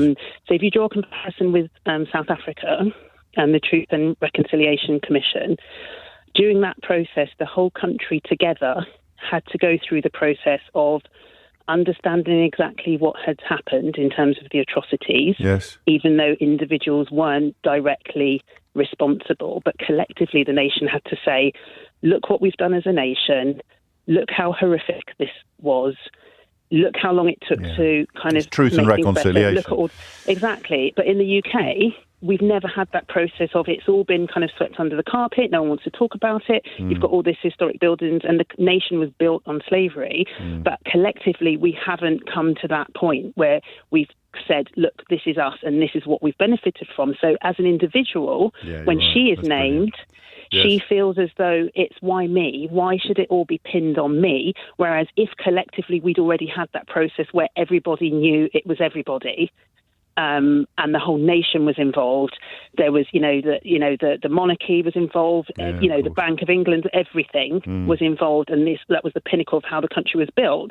Then, if we had that process, then following that process, if individuals were named, because that education has already happened, people won't kind of focus so much on the individual. And so that is the problem. The problem is we need to have that process. We've never had that process. And had we had that, already, then people wouldn't feel like it's personal. And she feels that it's personal to her because not many people are being named individually. No. So it's either, but they should be, clearly. They should be. And I think everybody should be. So people should understand it's not that individual, even if you are naming individuals. But for us as black people, it's not fair to say this crime was committed, but we're going to protect, the history of all the perpetrators by not talking about it. That's like a double whammy. That's like, blaming the victims who are still being impacted for wanting to explore more. Yes. And that's why she feels how she feels. So I understand fully why she feels how she feels. But I think this is the moment where we can start to have a conversation moving forward and say, let's name everybody, and then you're not going to be alone. At the moment, she probably feels alone. Yes, that's a really good way and quite a generous, or at least a sympathetic way of looking at it. But she feels her head has been put above a parapet, and your point is that really there should be so many heads above that parapet that you wouldn't be able to single anybody out. It would be almost not to remove hers, but to just make it more kind of. There's no knowledge. If you ask anybody today, what the impact has been. You get people talking about, there's no impact today. Even when you're talking about taking down statues, and people have to walk past that every day and go, oh, this is the impact of what happened. Look at David Howard, as you mentioned. That's the daily impact for him. Yes. So people still think that it's, with the Holocaust, you would say, let's never forget. So even when the last Holocaust survivors pass away, sadly, people are never going to go, oh, there's no one alive anymore. So it doesn't matter. But with slavery, it's like, oh, that happened so long ago. No one's alive anymore, so it doesn't matter. But why should it be different? Yes, and I mean that nails the nuance quite perfectly, doesn't it? In that there is a sort of intellectual basis to her grievance, but there shouldn't be. Circumstances have. Yes, I can. That's a real. I mean, crikey, had you heard this story before today? No. I was just listening to your show, but your show is like one of those eye-opening shows anyway. So it's like one of those shows. Every time you listen to it, you go, "Oh yeah, that's a different take on it. That's a different take on it." What a lovely thing to say. Thank you, Alita. Well, that's why I do it, in the hope of getting calls like yours. You're welcome. Thank you. 20 to 12 is the time. I should read out what Antoinette Sandbach said about it herself on Twitter. I don't follow all of it, I have to be honest, and I don't mean that as a criticism. I mean it. I think it refers to some things that I haven't come across yet or haven't referred to, but she tweeted a quite lengthy little thread last night. Mr. Al Nasir, that's the researcher, the PhD student who has done the talk to which she objects, is aware that I welcomed his research and I am appalled by the actions of my distant ancestors. I have spent my life as a legal aid criminal barrister and MP trying to fight for people's rights and to help people in need. I would never seek to prevent free speech or to suppress academic research. In this case, I objected to ongoing data breaches by Cambridge University and Mr. Al Nasir, which compromise my personal safety. ICO News, which is the Information Commissioner's Office. This is the bit I don't follow. ICO News. Of the cottages Al Nasir refers to, I bought one in 2015, built two in 2020 and inherited one. It is a matter of public record that I was repeatedly threatened and a number of people were cautioned and one convicted. A number were never caught, including one who threatened to. I did a trigger alert here for some of the language that she uses and the threats that she describes. A number were never caught, including one who threatened to rape and behead me in front of my family. I think this would be going back to the Brexit period when MPs telling the truth came in for astonishing amounts of abuse from mainstream media, and then even more outrageous abuse from autonomous individuals. My house has alarms on every window, a letterbox designed to be fire resistant, and a number of other safety features I am not going to publicly reveal because of the threats to me. My posts scanned for safety reasons in the last 10, and she reminds us that in the last 10 years, 2 MPs have been murdered. There is, of course, an ongoing discussion about the legacy of slavery and how that should be addressed. I am committed to understanding fully the detailed history of my family, and I am committed to looking into it further. I am at the start of my learning journey. Although I have been repeatedly told to go back to where I come from, i.e. Europe, as I'm half Dutch, I have not been the subject of racism, and the closest prism through which I can relate is that of women's oppression. Many of the racist tropes of the past were also used to suppress women's rights. For example, Alexander Crummell was the first graduate of African descent from Cambridge University in the 1840s. Women were not officially allowed to graduate until 1948.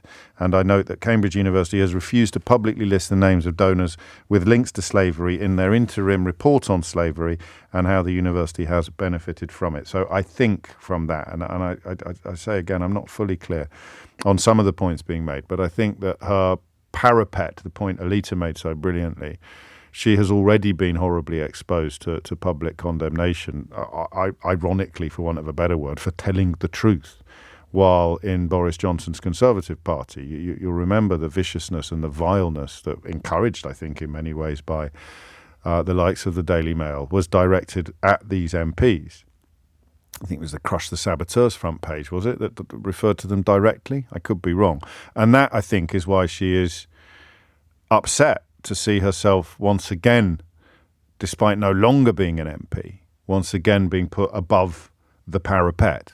I don't know whether that adds to your understanding of the issue or increases your sympathy. Unfortunately, I don't know how relevant it really is in the great scheme of things.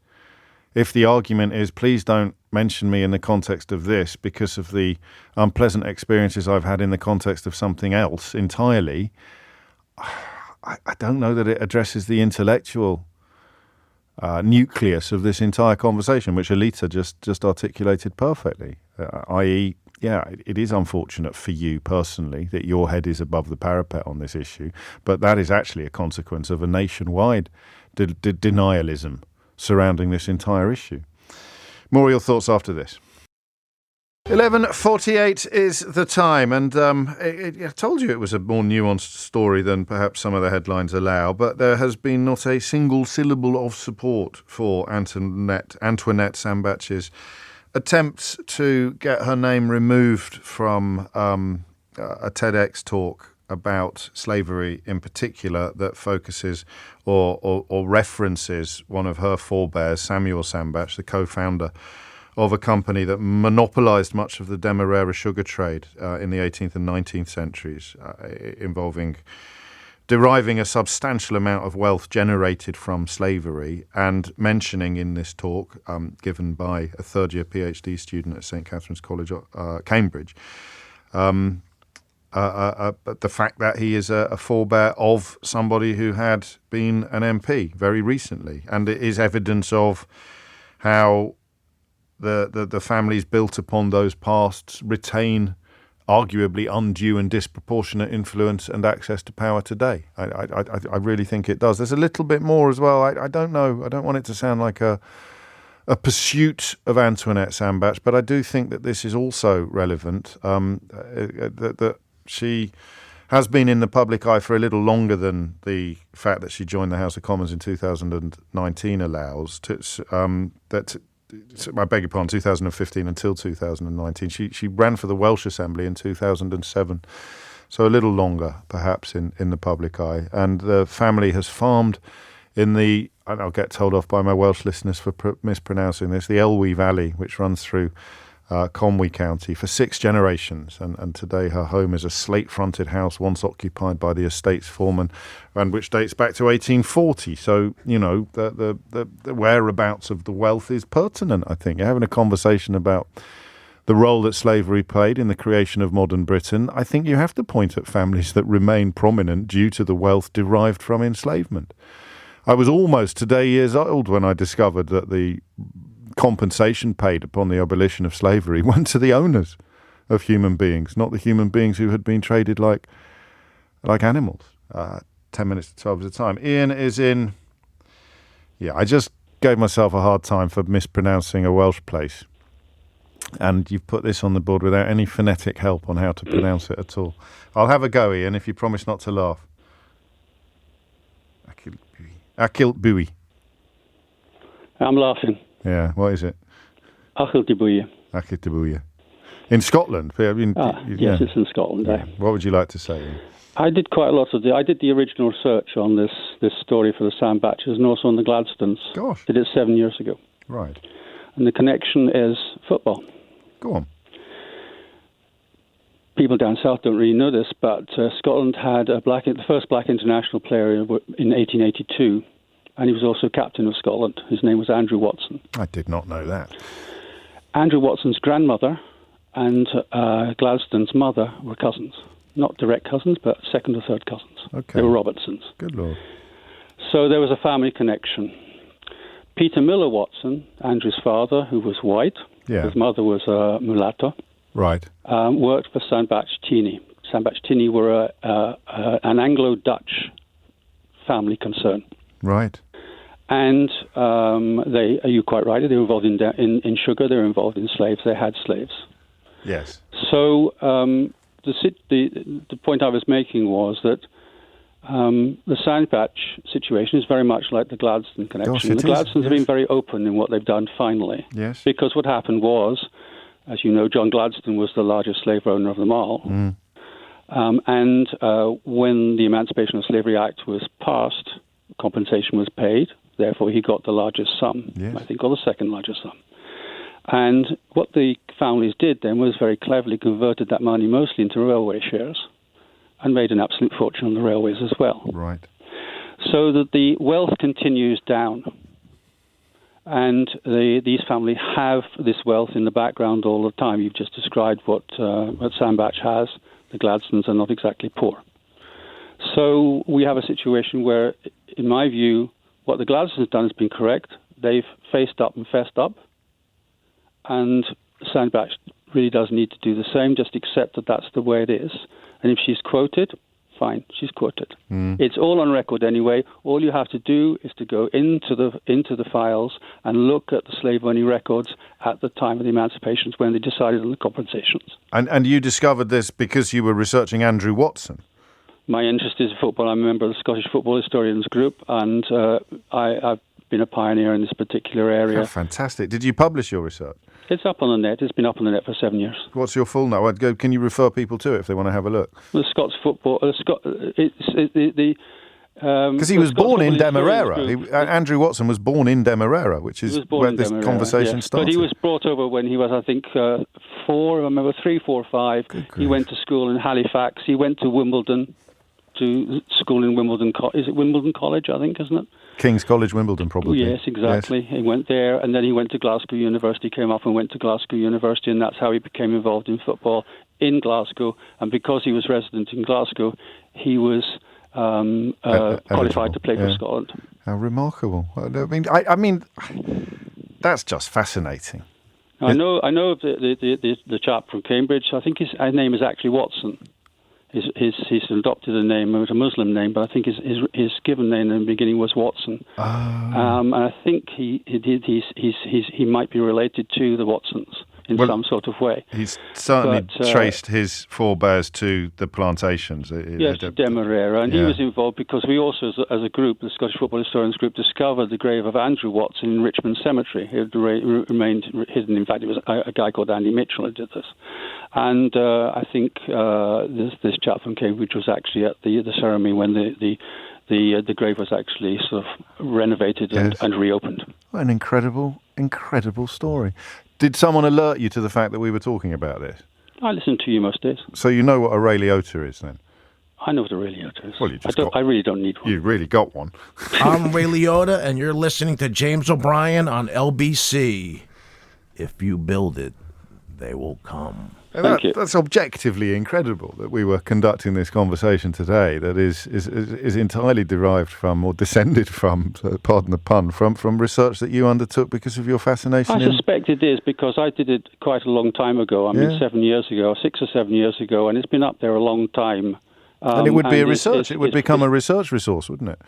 Well, it's there. That's what it's there. The whole Scots football worldwide is a research resource for the involvements in Scots in taking football around the world, because in reality it was Scots who took football around the world, often as railway engineers or labourers rather than English people. Yeah, but we managed to get to 11:55 with this conversation, which was potentially quite inflammatory, being gloriously uncontroversial, and now you've absolutely blown that up, Ian, by laying claim to the Scottish role in popularising football as opposed to the English role. Look at the website. You'll see. I think it's 28 countries where it was delivered to. Look, that's fantastic. When you have a situation in Argentina where the three main instigators of football were Andrew Watson, Hutton, Alex Lamont, and Arnott Leslie, and there's a bit of a clue. Six of the first Argentinian football team were either Scots or the sons of Scots. It's kind of pretty obvious. Huh? Well, yeah, you're not wrong. And who was the lad at Brighton as well who won the World Cup? What was that a Scottish name, wasn't it? McAllister. Yes, Alex, of course it was. McAllister. Yeah, there you go. There's more proof of it as well. Fantastic stuff. Thank you so much for that. That's absolutely made my day. And one of the most richly deserved Ray Liotas ever, I think. From Ochil to Bui. Is that it? I got close to Montreux in Switzerland. Sarah, what would you like to say? Hello. Yeah, I wanted to talk about the fact that this is all about the privilege that Antoinette, what's her surname? Sorry, Sambach. Antoinette Sambach wants that we don't have. Yes. A tiny bit about me. I'm from a Caribbean family on my mother's side, and we don't get to really hide where we come from. We don't get to hide that we come from enslaved people, and we don't get to hide either that we come from enslavers. I think it's something that's often forgotten in these conversations, is that brown people from the Caribbean are not just black people. They also usually have white bloodlines that come from where you can very well imagine. Well, I just talked about it a bit with Ian a moment ago. Yeah, and just the fact that she's asking for a privilege that we don't have is. I want to opt out of my personal history. Is what she's saying in a way that other people can't. But you can't. And asking for that privilege when nothing in your everyday life is going to be bringing you back to that is, very self-centered, if I want to be nice about it, honestly. Yes. I go about my life with, whatever happens to me in terms of stereotypes that people have or stigma that people have are gonna put on me for what I look like. And it just seems a little bit indecent, honestly. It's a strong word, but I understand why you've used it. I also understand to a degree where she's coming from. I thought Alita's argument about parapets was very powerful in that she feels aggrieved because it's just her head above this parapet and there should be millions of heads in the same place. So you can possibly see that, can you, or not? But there's a big difference between saying that we need to talk about this more so my head is not up alone here and saying, oh, well, I deserve to be behind the wall. You're right. You're absolutely right. I think Alita would agree with you. We're just trying to understand on a very personal and subjective level where Antoinette Sambach is coming from, because I don't think she's coming from an ugly place. Privilege is almost always unconscious, and I know that's not what you're suggesting. No, I'm currently living in a very, very lily white place in Switzerland. I know that it's true. Most of the people here actually really believe that racism does not exist because Switzerland is lovely and full of fountains and lakes and mountains, and well, that's not the reality of it. Right. It doesn't express itself in quite a violent way as other places, but it is there. Yes. And it can be quite tiring to hear people bemoan the loss of a privilege that you've never had. Yeah. That's, wow, what an hour and what a conclusion. Thank you, Sarah. Thanks a lot, James. Have a lovely day. You too. And that is the end of that. for now at least. I can't remember the last time I was just. I feel like a squash ball during the second half of that hour. That every call was just smacking me off in a completely different direction in a most enjoyable way. But I feel completely educated, and I hope if Antoinette Sambach was listening, or if she listens to this programme on Catch Up, I hope she recognises that almost all, in fact all of that, did come from a place of understanding, but of understanding other perspectives as well, intrinsically linked to the slave trade from the other side of the epic historical injustice, and therefore perhaps Sarah's words will resonate longest with the notion of privilege and not even realising that you're exercising it. I'm going to talk about birds next.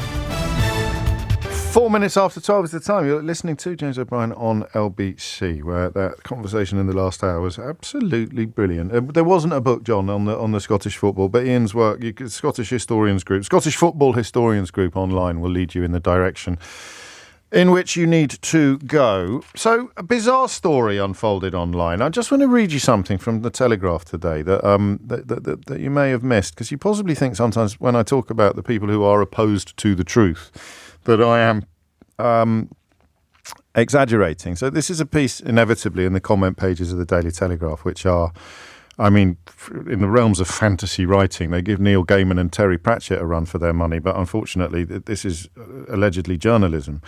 So someone called Tim Stanley, writing in the Telegraph today, writes, by focusing on old shibboleths like fact and consistency, his old media critics make themselves sound arcane.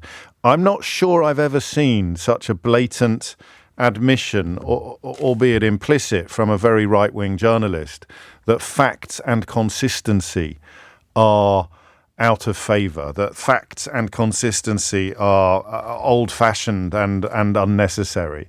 A shibboleth is a sort of custom or principle that distinguishes a particular group of people. So it's usually regarded as outmoded.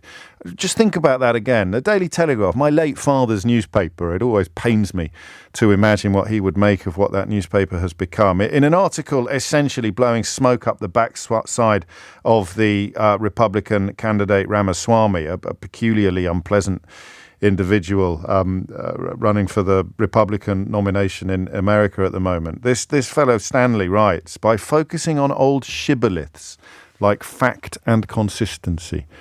So he's literally writing in a national British newspaper that facts and consistency, focusing on them, makes you sound arcane, makes you sound well out of touch, really old-fashioned. You're not supposed to say that bit out loud. You're supposed to pretend that the people telling the truth are liars. You know, that's how Antoinette Sambach ended up being in receipt of death threats that we referred to in the last hour. The politicians who were telling the truth about Brexit when Johnson and Cummings had them in their sights were the liars. They were the ones not telling the truth. You're not supposed to admit that focusing on fact and consistency is the thing that you're waving goodbye to.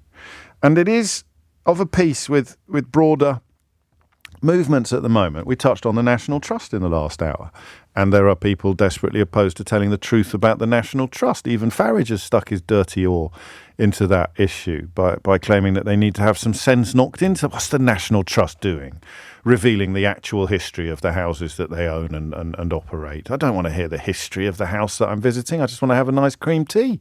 Thank you very much. Incredible, really. So you're opposed to the truth. Here's some truth. We don't want that. Thank you very much. And it is very much of a... So, you know, Grant Shapps, Michael Green, Sebastian Faulds, you can become Secretary of State for Defence in this country, having made your fortune selling get-rich-quick schemes on the internet under a variety of false identities. The truth doesn't matter. Facts and consistency. You don't even have to use your real name to make money in Brexit Britain.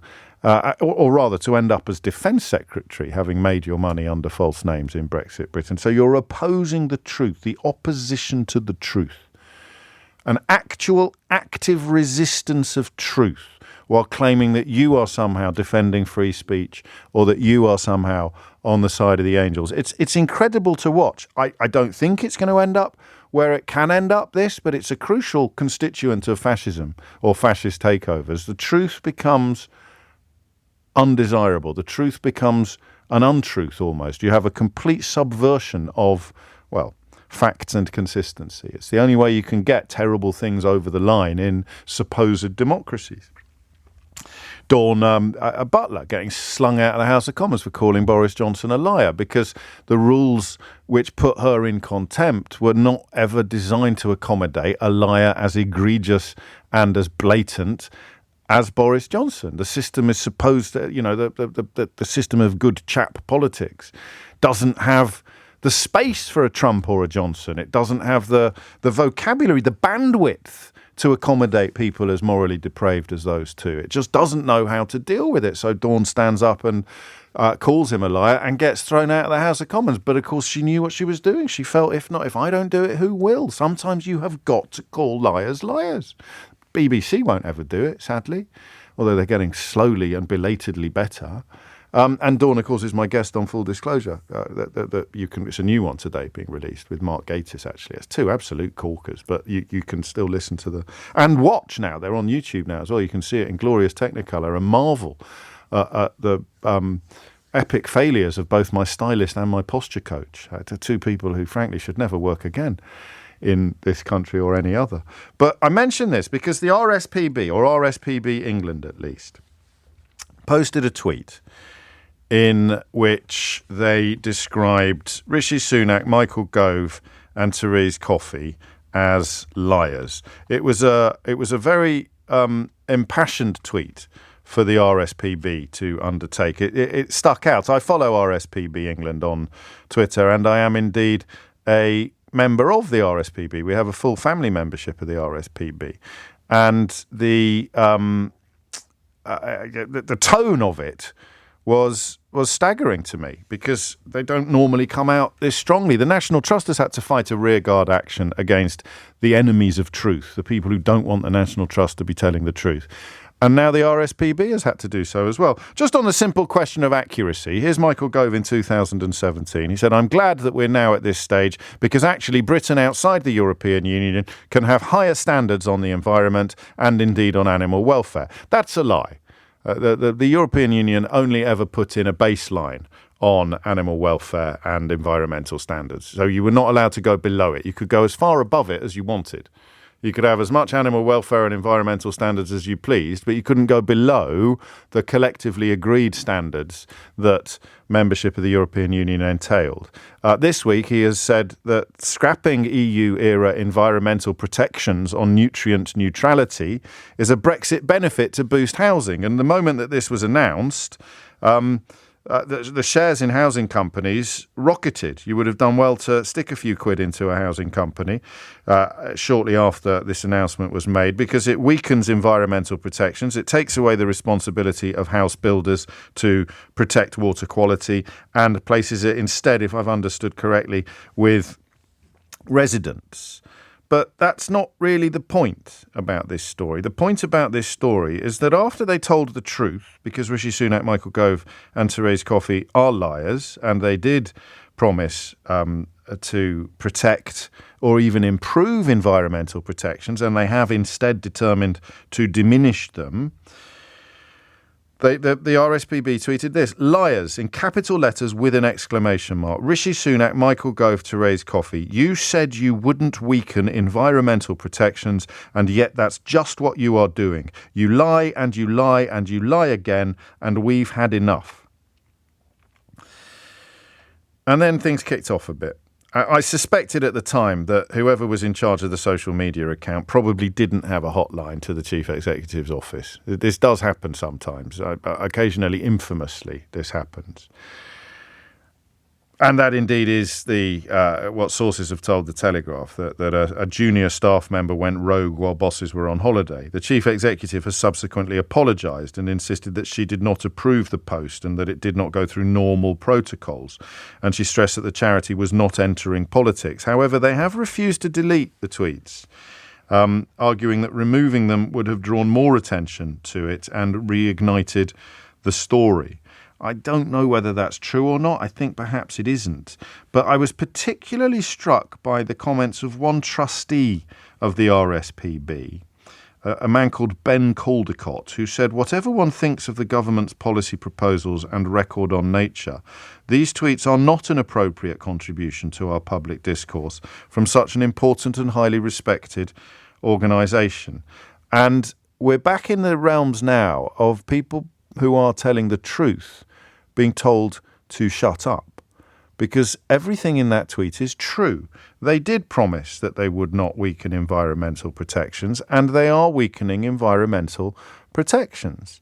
I mean, there are other areas of interest here that are worth drawing attention to, not least the fact that the fellow I've just referred to, Ben Caldecott, is a senior fellow at one of the secretly funded right-wing think tanks, loosely described as Tufton Street, of course, although they're not all located there in the same way that newspapers are no longer located on Fleet Street, but we all know what we mean by Fleet Street. And that think tank was co-founded by Michael Gove. And you think that's amazing. Wait till you read my new book. It's got links like this on almost every page.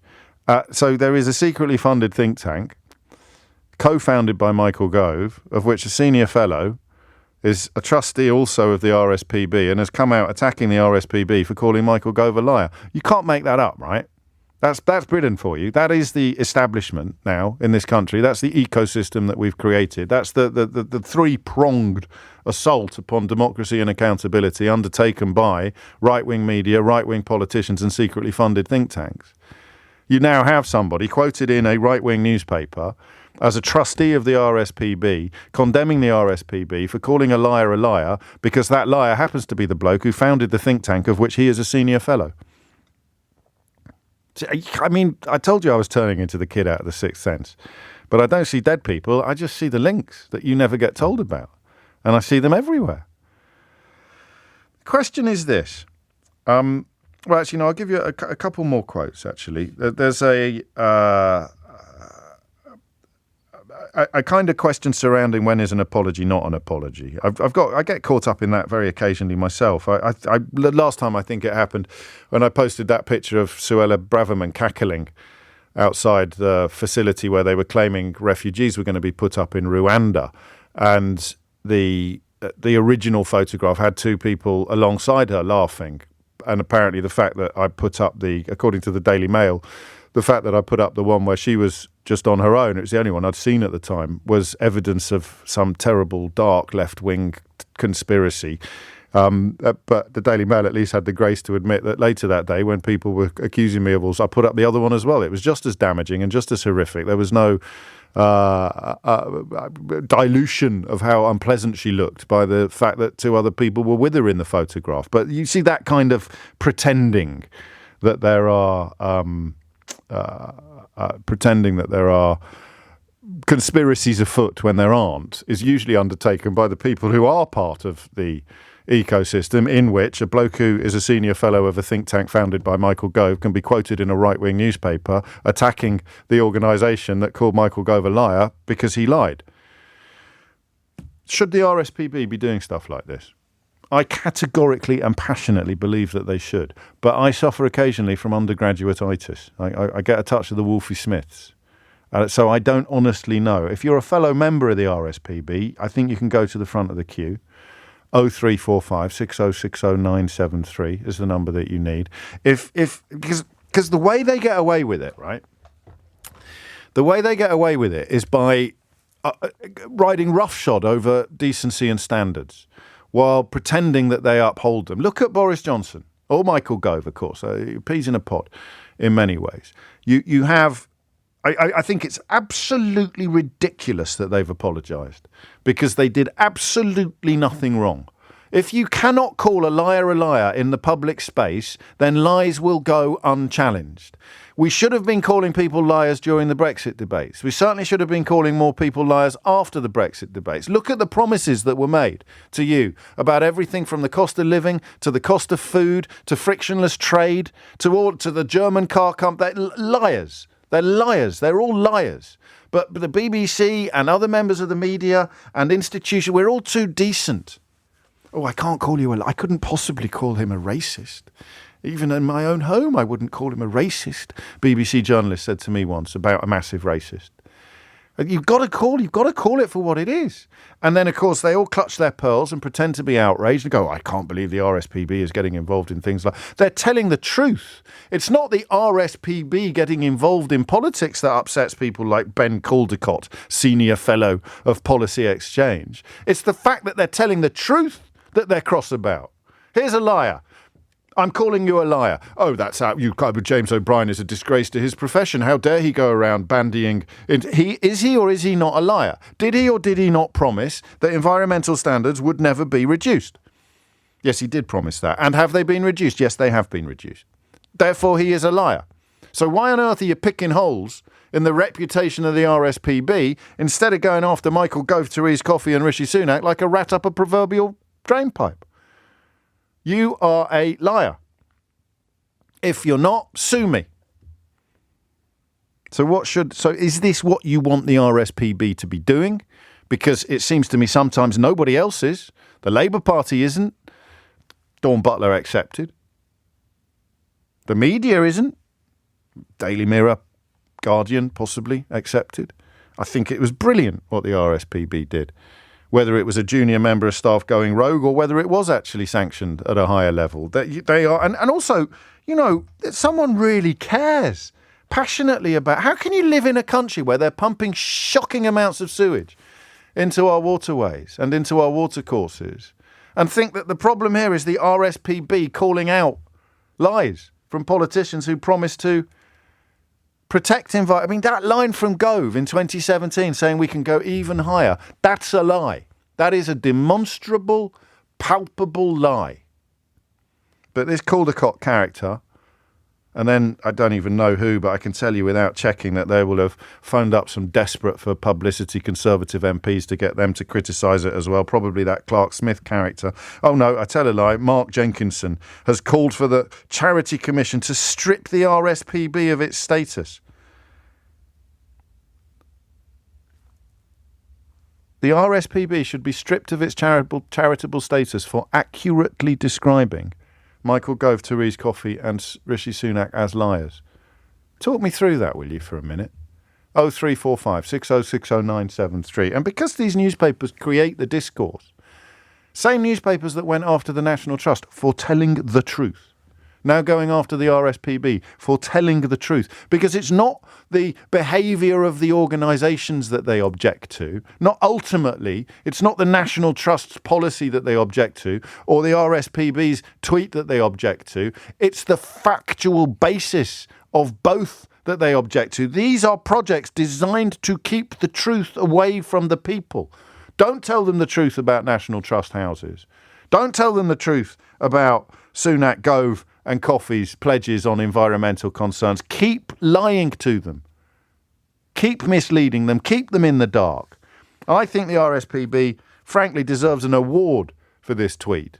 But I could be wrong because, as I say, I occasionally suffer from a touch of the Wolfie Smiths, a touch of the undergraduate outrage. You tell me whether or not what the RSPB did in this case was good or bad. We'll have a good old-fashioned Friday binary ding-dong. 0345 6060 973. Liars. Rishi Sunak, Michael Gove, Therese Coffey, you said you wouldn't weaken environmental protections, and yet that's just what you are doing. You lie and you lie and you lie again, and we have had enough. And if the RSPB can't say that in public, then who the hell can?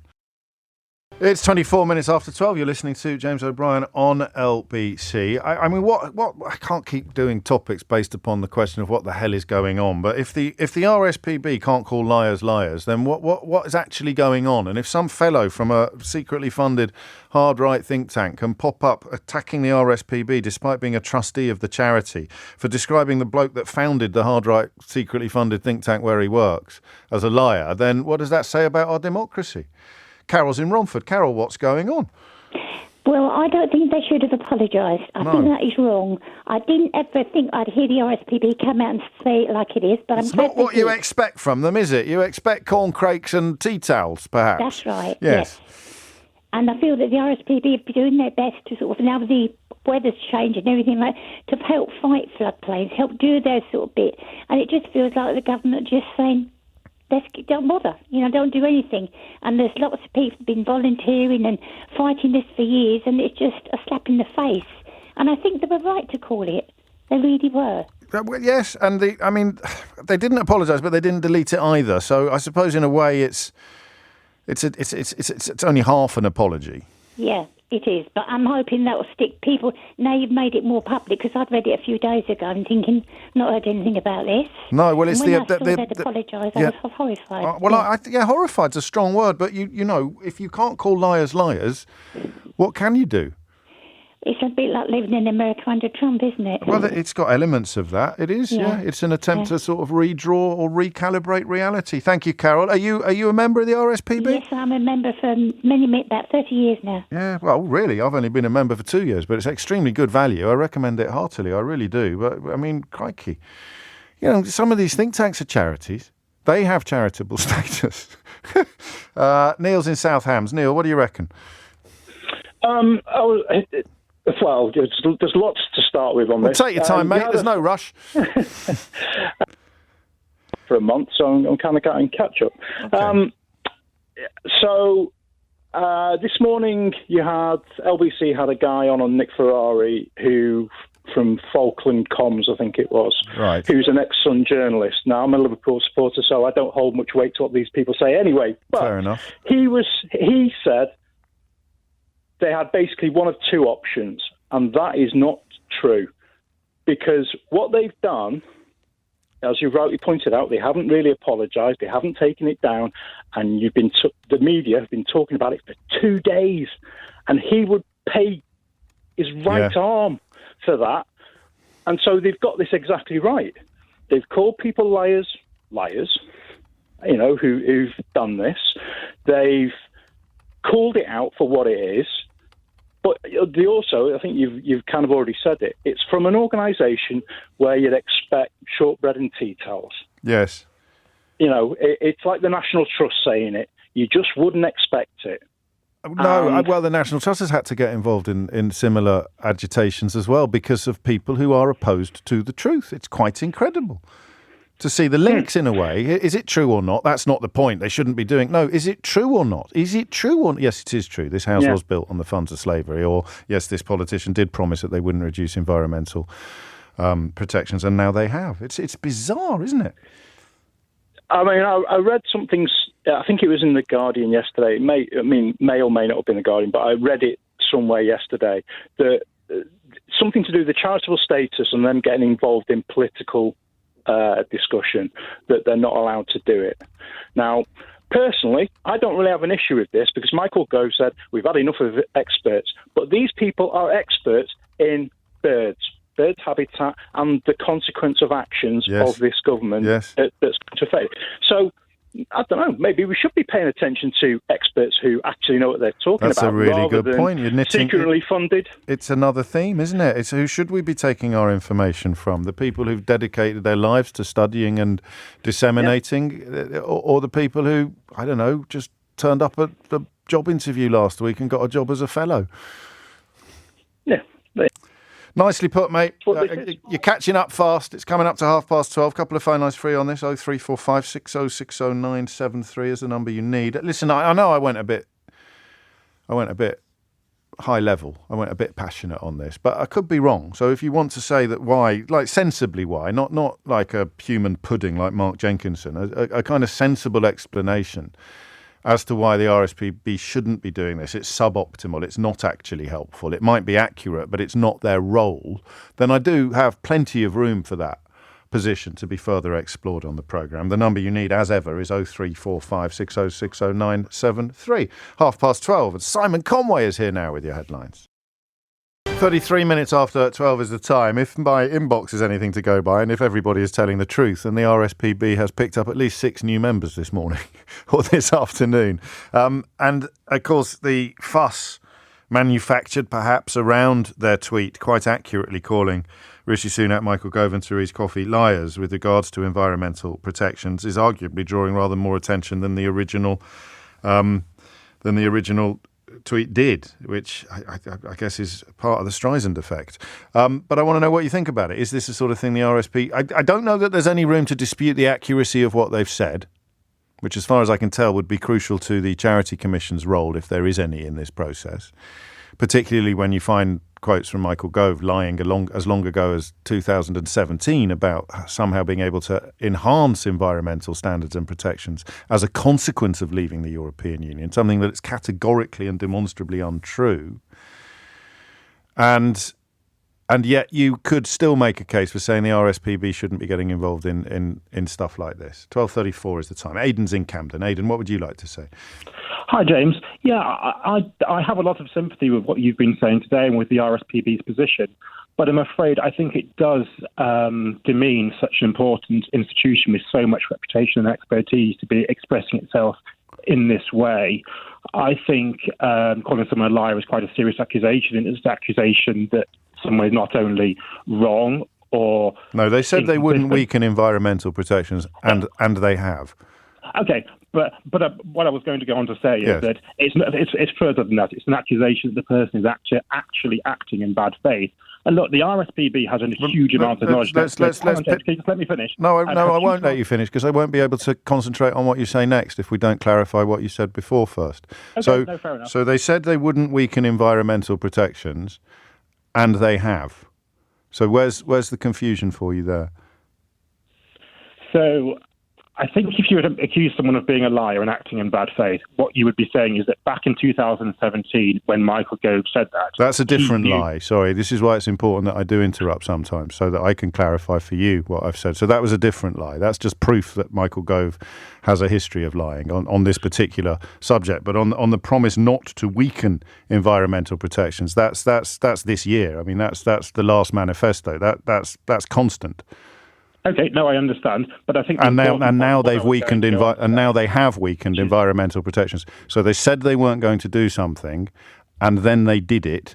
What word would you prefer we used to describe the thing they said that wasn't true?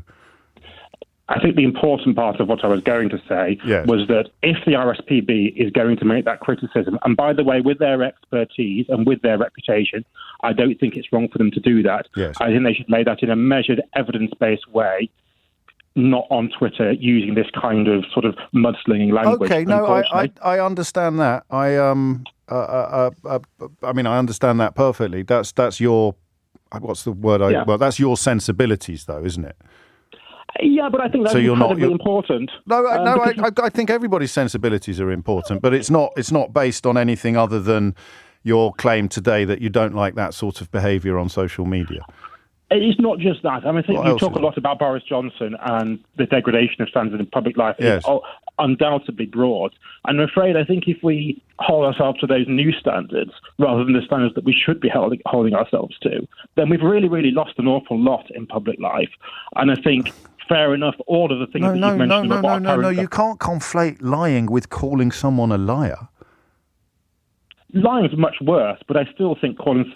So what would you call it? Well, under your reading of more suitable or appropriate behaviour, what would you like to see liars called instead of liars?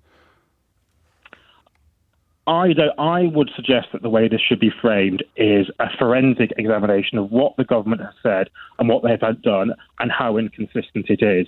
I think that should come and if the conclusion as a consequence of that forensic examination is that they have lied, what word would you prefer?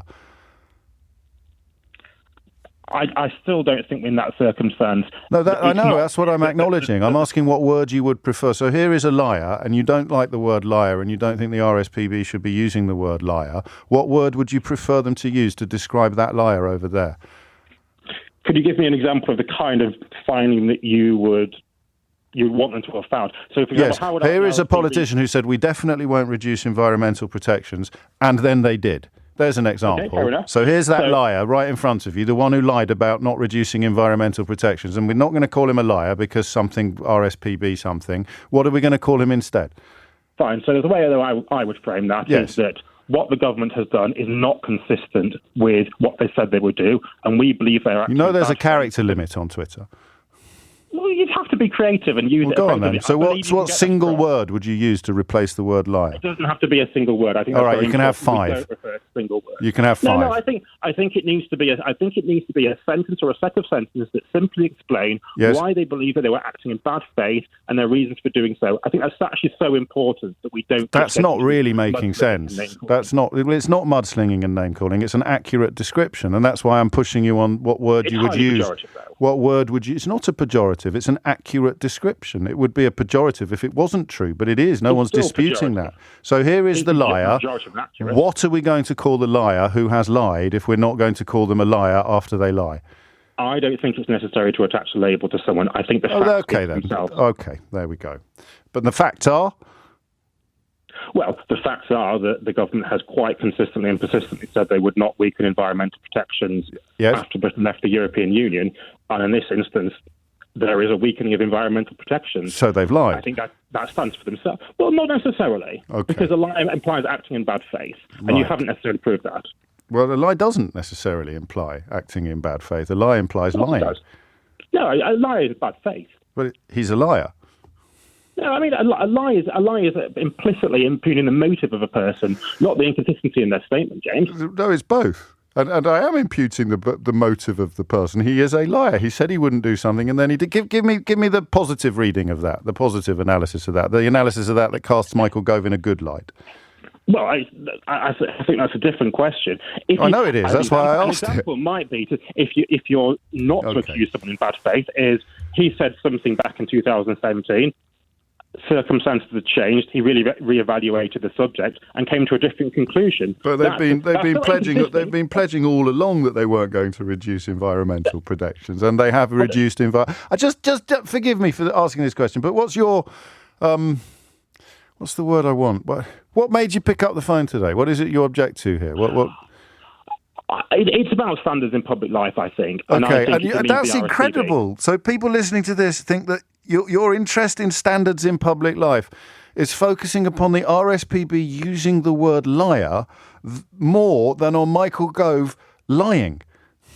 Not necessarily. No, it is. You can't keep saying not necessarily. That's what you've rung in to do. You've rung in to object to the RSPB's behaviour in describing a liar as a liar and claiming that your motivation is a concern for standards in public life. You're defending a liar. How about a person who lies? A person who lies. Is that better? You're not letting me speak, James. Well, you've spoken quite a lot. Yeah, but not in the last few minutes. You've asked people to phone in to say, what do you think of the RSPB's behaviour, not what do you think of Michael Gove's behaviour. Well, what do you think of Michael Gove's behaviour? What do I think of Michael Gove's behaviour on this? I think it's clearly inconsistent. I think they've not honoured their promises. Whether or not they've been acting in bad faith in respect of this, I'm going to reserve judgment because this ultimately is a technical subject. Can you think of a word to describe someone who's broken a promise? Someone who's... Again, it would depend on whether I thought they'd done so in bad faith or not. Rhymes with fire. Sorry? It rhymes with fire. I mean, you're just determined to try to lead the witness to the point at which they say someone is a liar. I'm not, mate. This isn't about the witness. This is about the jury. And they will have arrived at their own conclusions by now, Aidan. Thank you. Anthony's in Bletchley Park. Anthony, what would you like to say? Hi, James. Good morning. I'm afraid I don't go down the rules of semanticism. They're right to call it out. A lie is a lie. And frankly, I can't see any point in taking the moral high ground when you're actually dealing with the low lights. I mean, why the apology, though? Is it, have they compromised themselves by apologising and leaving it up? Or have they ended up somehow enjoying their cake and eating it? I think probably the latter, and I hope they thoroughly enjoyed it. They deserve to. But as I was saying to your producer, one of the things that I'm more intrigued about is that why the panic about this? And you remember they had Project Fear a few years ago. I reckon they got Project Lie now. What they're terrified about is if you pull the finger out of the dike from Project Lie, the flood's going to follow. Yeah, I think you're onto something there. They can be called out for lying on Brexit, climate, environment, economy, hospital building, banning live animal exports, police recruitment numbers, nurse recruitment numbers, safe routes for asylum seekers, and your list goes on as my list goes on. And if you call them out for Michael Gove and Coffey about lying about environmental protection, then everybody else would turn around and say, well, hang about.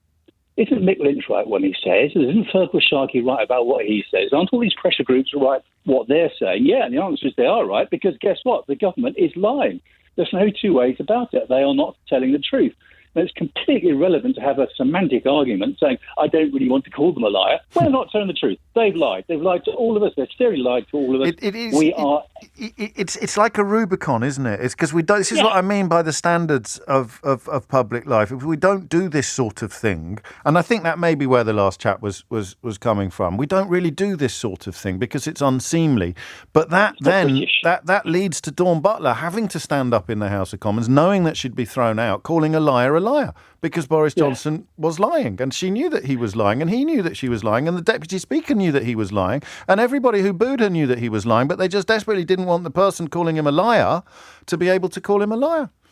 And so what sort of democracy do we have when somebody who tells the truth gets thrown out of the Houses of Parliament when all those who lie are allowed to vote inside it? It's insane.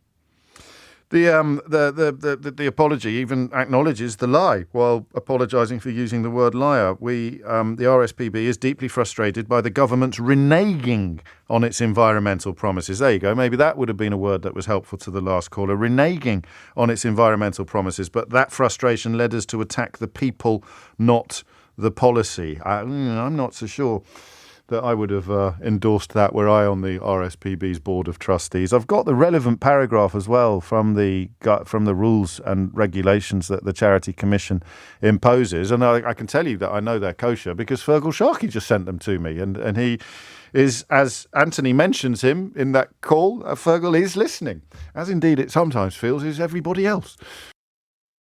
12:49 is the time, and you're listening to James O'Brien on LBC, where the role of the RSPB in calling some liars liars has caused controversy. I don't know. I haven't got the bit. Has anyone got... Oh, actually, I said I'd read you the relevant bit from the Charity Commission's guidelines, which I think...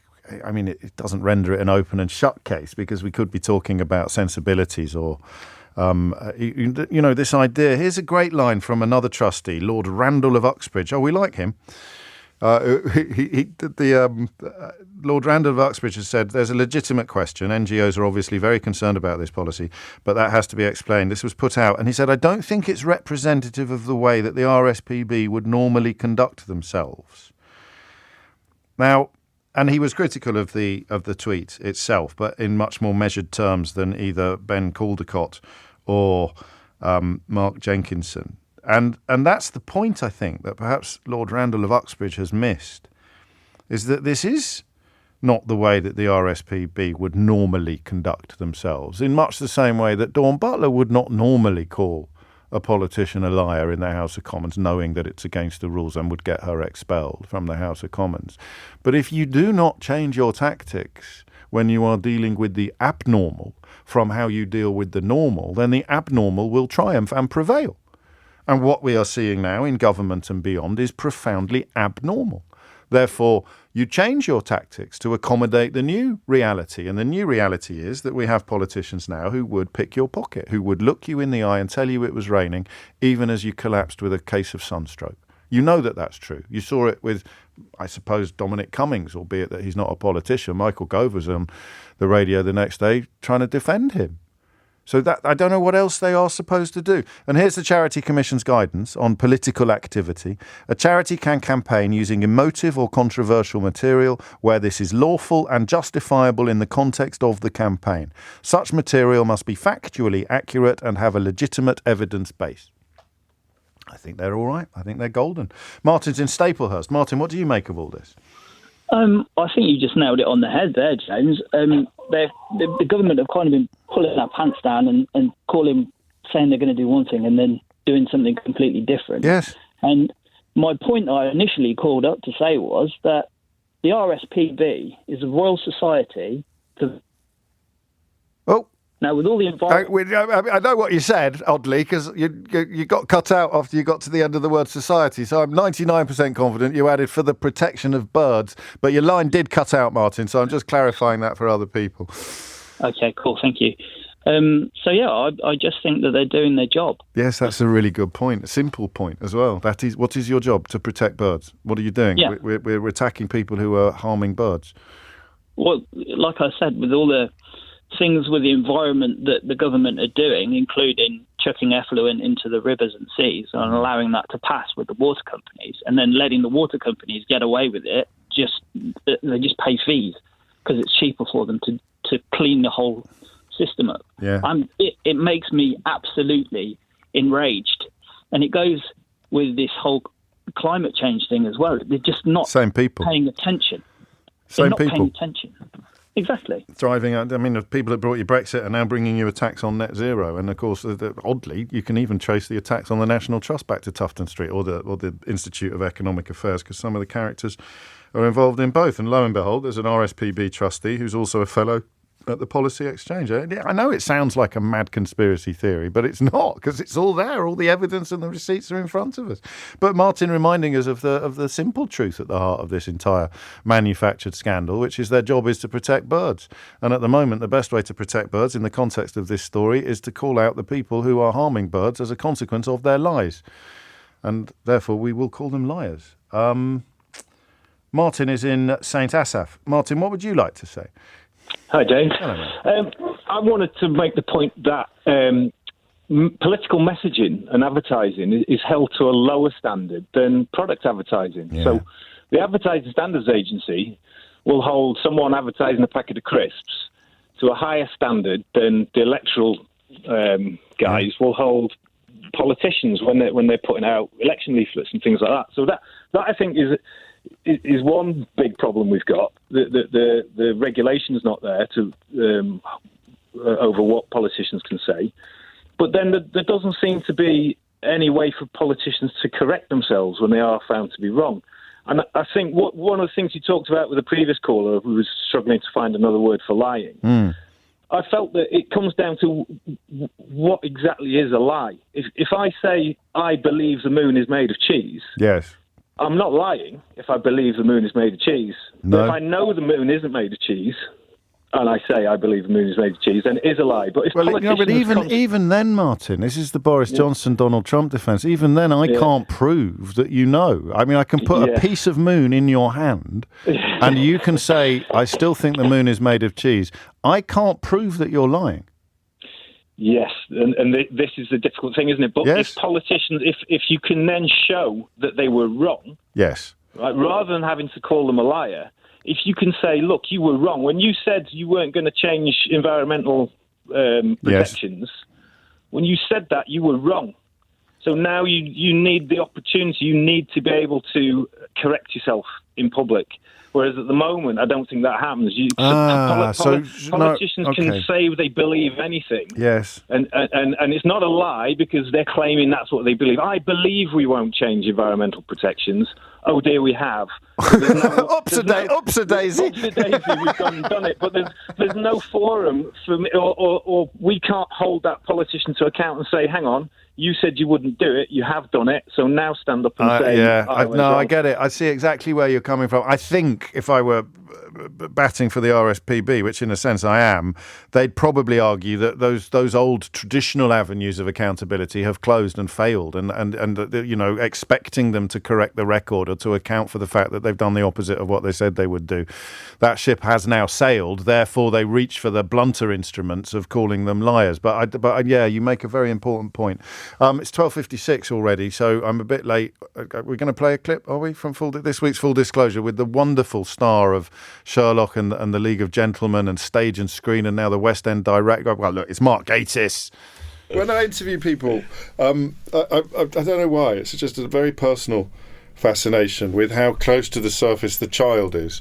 With some people, it's hard to conceive of them ever being children, and then with some people, it's very much clear that the child is not very far from the surface, and your child is quite near the surface. Oh God, yes, isn't it? Breaking out constantly. Well, it's partly because, thank God, and I'm incredibly blessed that I'm doing almost exactly what I dreamed of doing when I was 8. Yes. I mean, with such specificity. But it's quite incredible, actually, including some of the titles and even programmes that you would have been absolutely... Doctor Who and Sherlock Holmes, two of the twin pillars of my childhood. So would it be the Jeremy Brett one, or am I ageing you there? Basil Rathbone. Basil Rathbone. And the books, really, yes, of course. And then And then there you are. Was there so at 8 or at 12? You thought it was feasible, did you? You genuinely thought it was plausible. Well, this is an interesting thing about the class question because it certainly seemed distant, but it didn't seem impossible. And I think a lot of that is down to what you were exposed to. I think it's about representation. Yes. You have to believe that could be you. I think people often sort of slightly shake their heads about that idea, but it's absolutely true. Yes. That if you're a working class black girl, if you don't see yourself on the TV, you don't think these things are possible. Yes. And to me, as a working class white boy all those years ago, seeing, as I used to, studying the credits for Doctor Who and wanting to know what a producer did, what a director did, what a script editor did, all these things, by unpicking my favourite show. Weirdly, two of the most influential books of my childhood were technical books, The Making of Doctor Who and The Making of Star Trek. Wow. Both excellent books. And I pored over them, not just for the history of the programmes, both of which I love, but how they were done. And everything from the pitch to how they came up with the TARDIS, etc. And they were really useful to me. Because you think, well, that's possible. I tell this story a lot, but my friend Arwell Wynne-Jones, who's the designer of Sherlock, he's a very proud Welshman, and he goes around schools to talk to kids about working in television and film. And when he goes in, he says to the class, "Who's ever thought of working in television?" And like one person puts their hand up, and then he talks to them about carpentry, about electricians, about hair and makeup, and by the end of his seminar, they could all work in television. But they wouldn't think, they might not think that unless someone pointed out to you. And I think that's absolutely crucial. That's so lovely. I didn't think it was definitely going to happen, but I saw a way through, I suppose. Well, I don't quite follow because you thought that the people in the credits would be more like you, or it didn't seem like some sort of strange dream. People were doing those jobs. I knew full well that they lived in the southeast. Yes. Yes. and there were certain things which I used to find as sort of exotic and alien as the planet Skaro. It was the idea of having a lunch in a bistro in Shepherd's Bush. And I do remember, I genuinely thought that Surbiton in The Good Life was made up because it sounded like suburbia. Right, yes. I mean, the southeast was like Mars, really.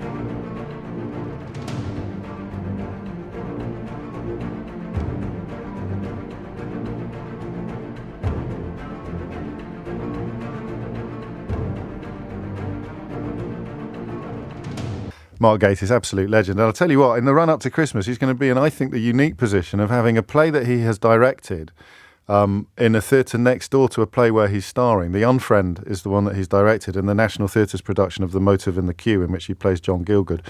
I think it's at the Noel Coward. So literally the Wyndhams and the Noel Coward Theatre are all, I think they're next door to each other. So he's going to be rehearsing one of them. Or directing one of them while starring in... That's just mad, right? Thespy Friends and The Way Old Friends Do, which is an utterly delightful ABBA sort of dark comedy, is at the Criterion until the 9th of September. He directed that, and it was written by and stars his husband Ian Hallam as well. So if you missed any of today's show, you know what to do. You can rewind live radio on Global Player, download it for free from your app store, or go to globalplayer.com. Tom Swarbrick with you at 4. Sangeeta Maiska with you now. To my skirt with you now. To my skirt with you now. To my skirt with you now. To my skirt with you now. To my skirt with you now. To my skirt with you now. To my skirt with you now. To my skirt with you now. To my skirt with you now. To my skirt with you now. To my skirt with you now. To my skirt with you now. To my skirt with you now. To my